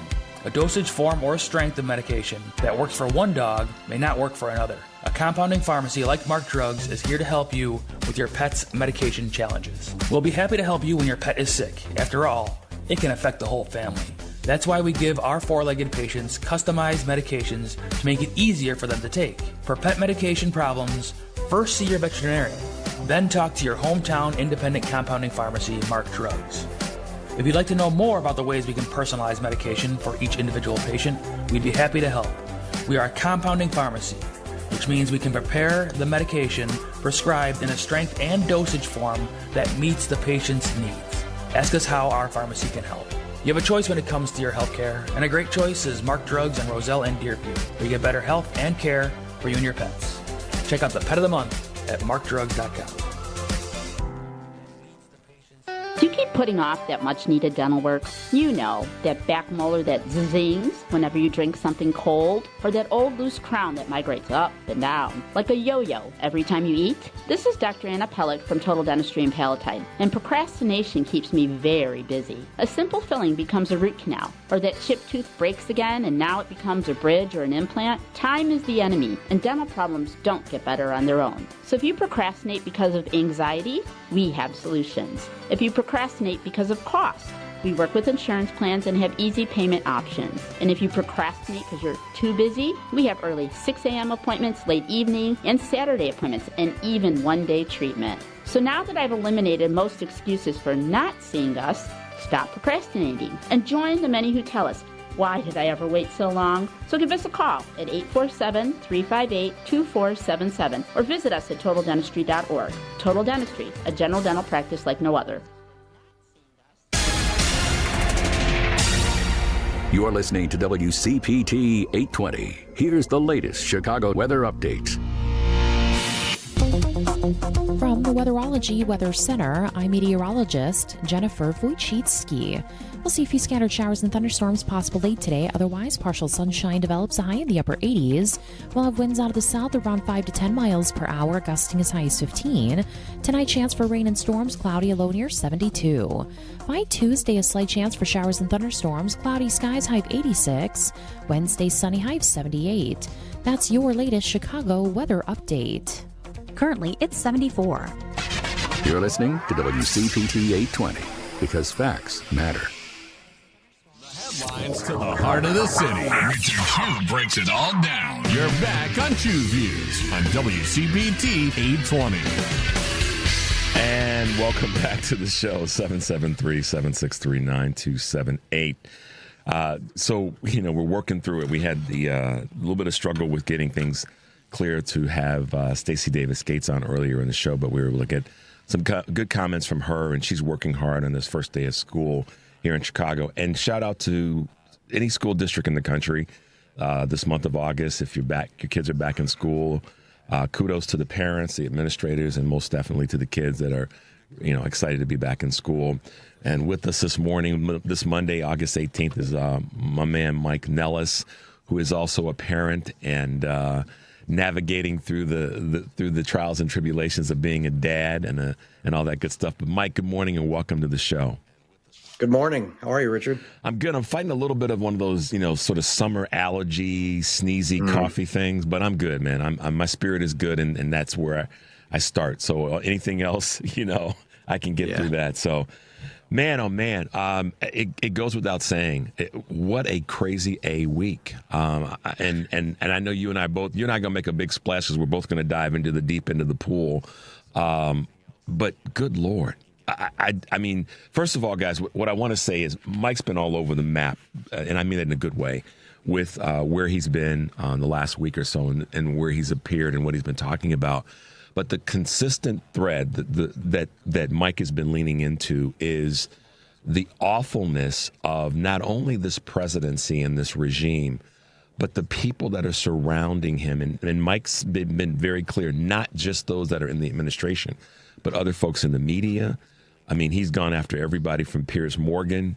Mike and I had a great laugh about that last week to folks on Fox, folks on News Nation. So, Mike, talk a little bit about your week and just, what you've observed and some of the things that you've been leaning into. Obviously, the big elephant in the room this weekend is this Putin show. Yeah, well, it's another week of chaos, and I think the number one thing I'm watching for is they're not doing anything to help improve regular people's lives, and it's all distraction politics and Trump trying to play an authoritarian on TV. And we saw a nice contrast this week between what a real authoritarian looks like and what a fake authoritarian looks like, because Vladimir Putin embarrassed Donald Trump, in my opinion, and I think rolling out a red carpet, having American troops on their knees to put that red carpet down is a terrible visual when Putin is a war criminal who should not have been allowed back in the United States. And then you just had this whole week of, we're abdicating our responsibility as the world's leader and doing a poor job of advocating for democratic values in Ukraine. And then Trump is exceedingly trying to expand his power and federalizing the DC police and bringing the National Guard to deal with a crisis that doesn't exist in Washington, D.C. Don't get me wrong. Crime is a real issue basically everywhere, but it was not an emergency that was necessary for him to use his powers that way. And it all comes back to a president that is deeply disconnected from reality, deeply disconnected from the day-to-day lives of most Americans. People are crying out for relief on inflation. They're frustrated with the job market, particularly if you're a young person right now. I've talked to so many young people who are getting ready to graduate from college or heading into their last year, and they're afraid to graduate because the job market is so bad. And it wasn't that way a year ago. It wasn't great a year ago. The economy was struggling and people were frustrated, but it's dramatically worse than it was in January. So we've just in the situation where there's no level of government on the federal level that is functioning or delivering for everyday Americans. It's all grievance politics. It's distraction politics. It's Trump's ego. And you can really get that sense of frustration from the American people, and they don't know what to do. And Donald Trump is just taking wild swings every day looking for some kind of win, and he can't deliver on anything. He can't land any plane. He's not connecting. I mean, right. That's a great visual, guys. He's being, and this is what's interesting, to use a visual of baseball. He's being thrown, because of what's happening, he's being thrown 4 or 5 balls at one time, and they're kind of, I won't say softballs, but they're all right there to be hit, swung at and hit, but he's missing on all fronts with every pitch that's thrown at him that's not even coming at him as a hard ball. It's right there, fixing the economy. He doesn't know what to do there. He's swinging it and missing. And the list goes down, and we can go right down the list. But I want to come back to something that you touched on in your, and I talked about this, but as it relates to this DC thing, and then we'll circle back to Putin. There's crime everywhere. And I talked about this in terms of the shooting that took place at the CDC and the shooting that took place at the mall in Austin, Texas. And you talked about, the top 5 states for murder rates, and DC is as a municipality isn't in the top 5 on any given day. But if we were to call DC a state, it's not. But in terms of a geographical area, 68 square miles, and you want to bring in the National Guard over what many are saying is because of a guy that, unfortunately, if he were assaulted, he was assaulted. That's still wrong. But Mississippi and Louisiana and others are much higher in the ranking in terms of their not only their crime rate but their murder rate. Well, 4 of the top 5 states with the highest murder rates are Republican states, and I would take a full step back. New Mexico is the one blue state in that top 5. The other 5 are red states. Keep going.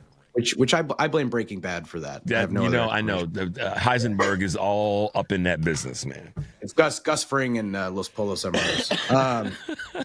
It's time for you. Here's time for you and me to write a news show. So anyhow, keep going. Right, I'm sorry. Right. This is our fan fiction show where we just write about Breaking Bad. Yeah. To take a full step back on this for a second, like crime is an issue in America. It's an issue in all 50 states. It's an issue in every municipality, and I think it is something that we can and should address.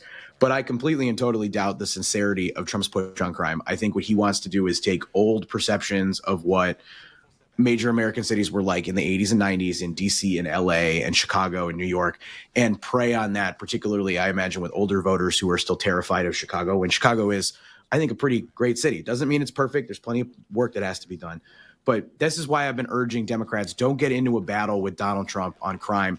Get into a battle with him about what he's doing on crime, because what he's doing doesn't make any sense. And if Donald Trump cared about crime, he would not have signed the Republican budget, which cut billions of dollars for community policing all across this country. Yep. There will be fewer cops on the street because Donald Trump signed the Republican budget, and that makes all of us less safe. So he only cared about this when it was politically convenient for him, because he doesn't want to be talking about the economy, and he doesn't want to be talking about the fact that the Wall Street Journal reported that he is in the Epstein files repeatedly, and that there's an ongoing cover-up on that. And the final point that I want to make, which I've been on, you mentioned that I've been going on a lot of shows this week. I've been on probably like 5 or 6 right-wing shows this week, and this is the point that I've made. Republicans are spending a lot of time very angry about a man who threw a sandwich at a cop in D.C. this week, which is really stupid, and you should not throw a sandwich at a cop. Let's try to be respectful, even of when we're frustrated with our leaders. You know, these National Guard troops and these D.C. police who have been federalized, they're caught up in this mess too, and they're being used as political pawns. We shouldn't be throwing sandwiches at them. I agree with that. However, the entire Republican Party has been talking about this all week, and they've got all kinds of ink to spill. They've got all kinds of clicks to grab, but they don't have anything to say when Donald Trump pardons cop eaters at the Capitol. They don't have anything to say about the Republican budget when it cuts so much money. They don't have anything to say about Donald Trump being in the Epstein files. So they don't care about law and order. They don't care about crime. They care about what's politically convenient for them. And we should call them out on that, because I think people are frustrated watching law enforcement officers be used as props. And my dad is a 34-year veteran of the FBI.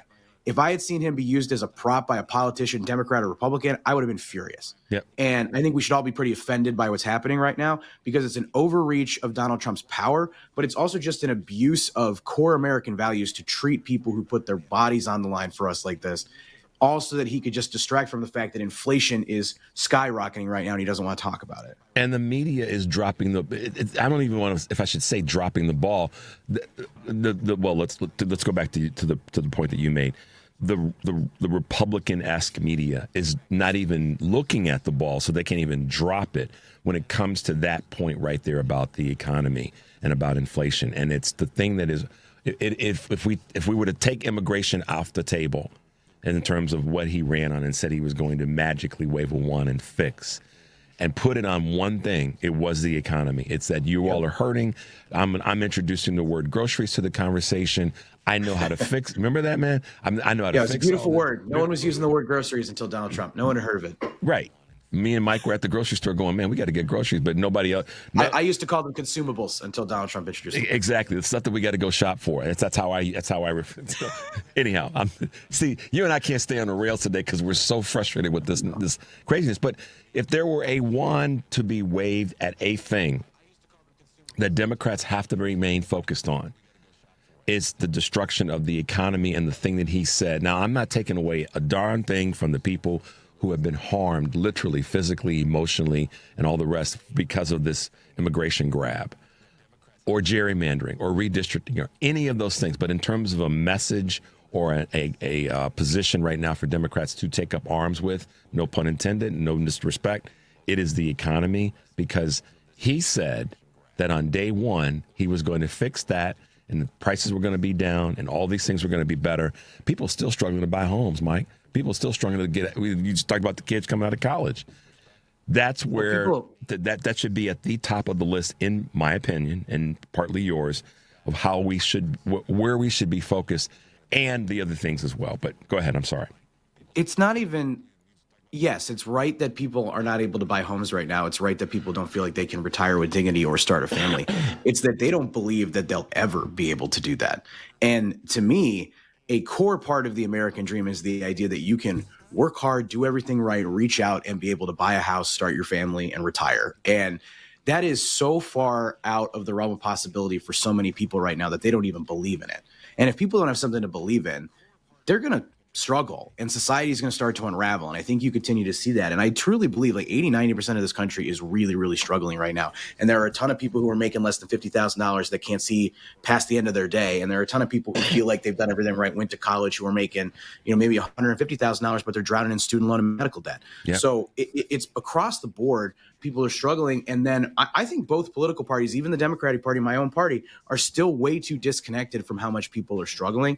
And we need a lot more leaders who can step forward that can articulate the problem and are closer to the problem and understand where things are sort of fraying at the edges. Because I feel like, again, even when I talk to my own people, we're not talking enough about the real issues that a lot of folks are going through. How many Americans right now are being squeezed between taking care of their kids and taking care of their parents? And that sandwich generation is a real problem. How many people are getting out of college right now and they've got a great idea for a new business that they could start where they could create jobs and put money right back in the economy, because small businesses and entrepreneurship is the backbone of the economy, but they can't because they got $125,000 in student loan debt. Yeah. And they're thinking about going back to school again because the economy screwed up. So they're going to go get their law degree or they're going to go get their MBA degree, and they're going to put off having to pay those student loans for another 3 years, which is a short-term decision, but something a lot of people are doing right now because the job market's so broken. Then if you turn on Fox News right now, and I was on Fox News a couple weeks ago, and I brought up that inflation was still high, and both the host and the guest laughed at me. I saw it. Audibly laughed. And I'm not offended by that. I could care less about how I'm treated on those shows. Like it's not a fun space for me. But the fact that they're not laughing at me, they're laughing at you.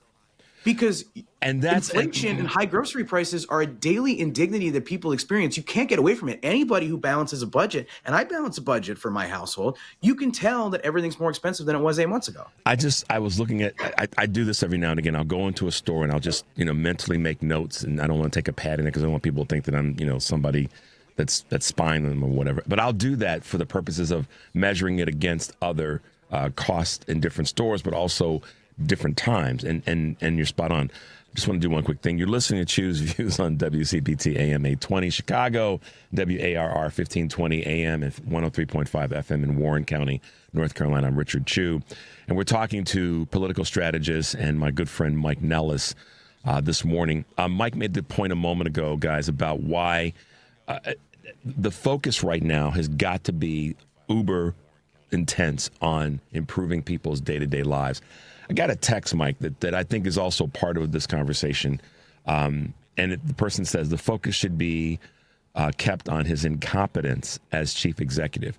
I think that's a sort of an all-encompassing, yes, we should be focusing on his incompetence, and I think it's critically important that the messaging now has to be twofold.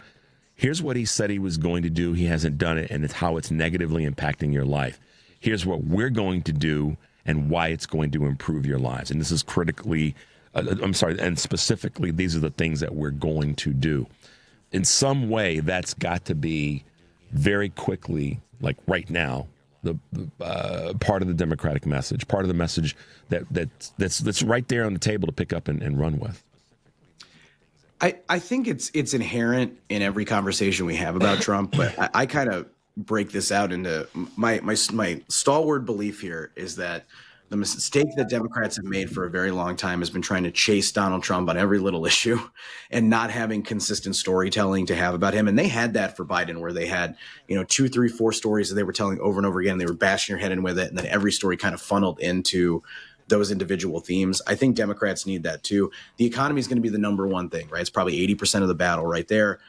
Donald Trump is screwing up the economy. Your life is harder. Everything's more expensive, et cetera. And then the second one, I think, is you are less safe with Donald Trump because he is abusing his power and he is stocking the government with incompetent cronies. And then the third one, and we've talked about this before, but the third one is then corruption, because this is the most corrupt administration in American history. You could convince me it's the most corrupt and incompetent administration in American history. I would be happy to add that in as a talking point. I think it dovetails very easily in there. But when you see me on this show or on a right-wing show or on social media, everything that I talk about when it comes to Donald Trump filters through one of those three lenses. Yeah, if it doesn't filter through those three lenses, I don't talk about it.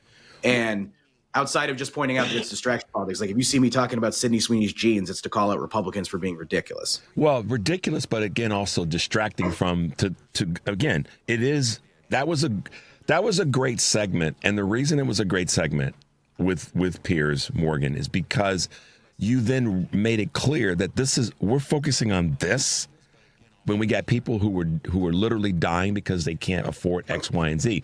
That to me is where the pivot is, and I'll make one right now as it relates to that whole conversation.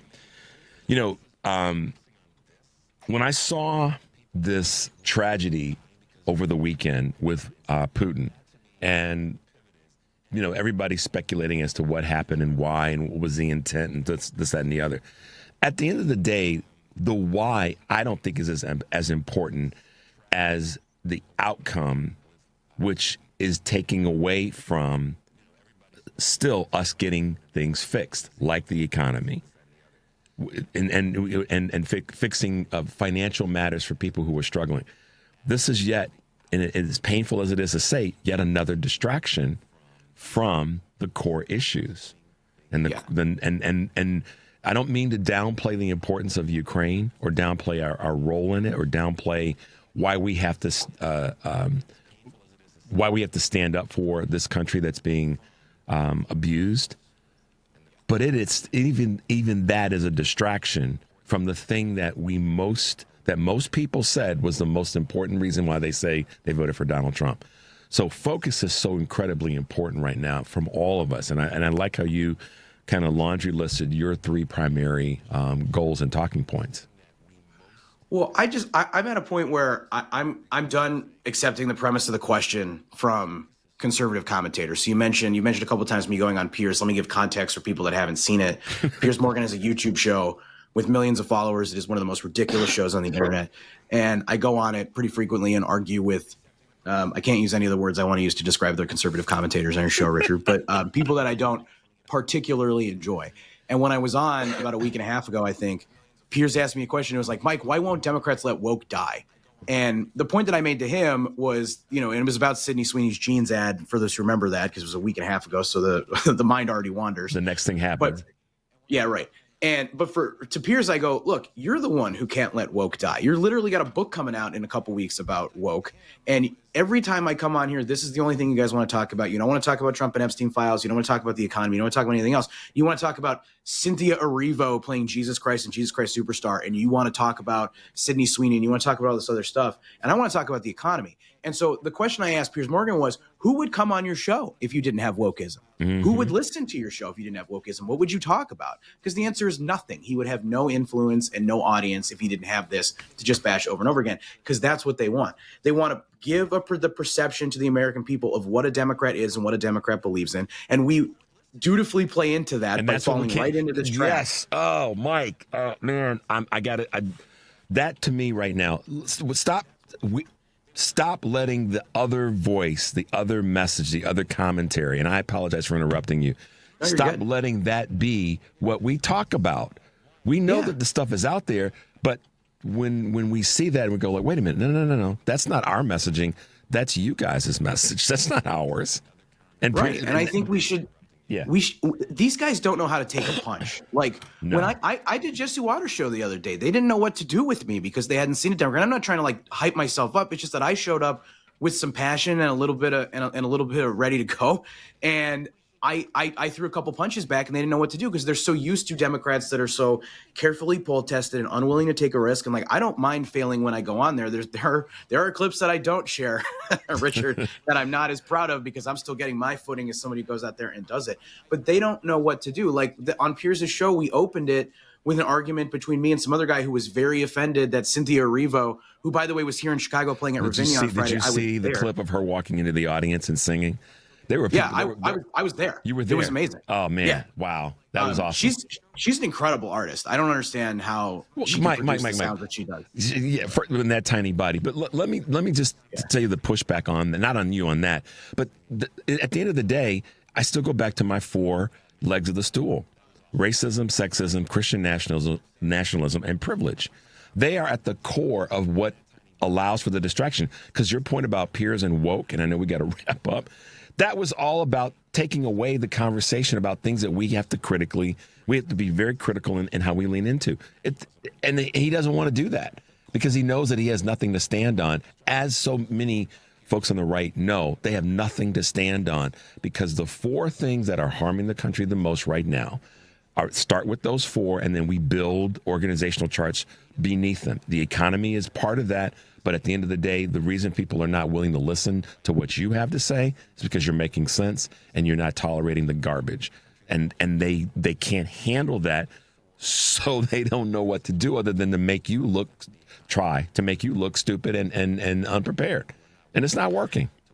No, it's not. And I think that more and more people are waking up to this every day, and it's because the easiest way to break through the bubbles that have been created by the media and by Republicans is just the economy, right? You can be mad all day about, Sydney Sweeney or Cynthia Erivo, but if you're paying, $5 for a gallon of milk, you're going to be upset, you know? And so I think that this is going to be like a daily indignity that just sort of breaks through, but we need a lot of people who are going to step forward and keep arguing with these guys and going into their spaces and stop being so darn afraid to talk to these people. Cause a lot of them are very unpleasant. The guy that I was arguing with about Cynthia Erivo was literally smoking on camera the entire hour-long episode, and I couldn't get over this guy just like chain smoking half a pack in an hour. But they're not pleasant people, but I'm willing to go in and do it. There are a lot of other people who will do it, and we need more people who will. You and me, man. Listen, Mike, always great to have you on. Have a great week. I look forward to talking to you again in 2 weeks. Be safe. We'll talk to you soon. Thank you. Appreciate you.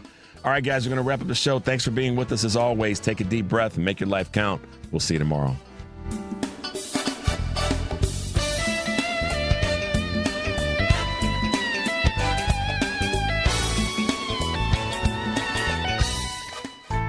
This is Tony Moray. I'm an estate planning lawyer who drafts living trusts and wills. Since the election, I've been hearing from my clients, many of them fellow WCPT listeners. And we all wonder, how did this happen and what can we do? The how is, of course, very complicated. My thoughts as regard to what we can do is simple but important. We need to take extra care of those we love. Having an estate plan using either a living trust or will can provide comfort in uncertain times like these. When the progressive values we hold dear are under attack, I feel we must make sure that our personal lives are secure and then work out from there. I've been drafting estate plans for my clients for over 30 years, and I will use all of that experience to help you. Please call me at 847-996-0496. My website is moreylawoffice.com. That's Morey spelled M-O-R-E-E. Again, the phone is 847-996-0496. There is no cost or obligation for our initial discussion. I look forward to speaking with you. Alexa, play WCPT. WCPT from TuneIn. Viking, dedicated to creating travel experiences for the thinking person, with programs designed for cultural enrichment on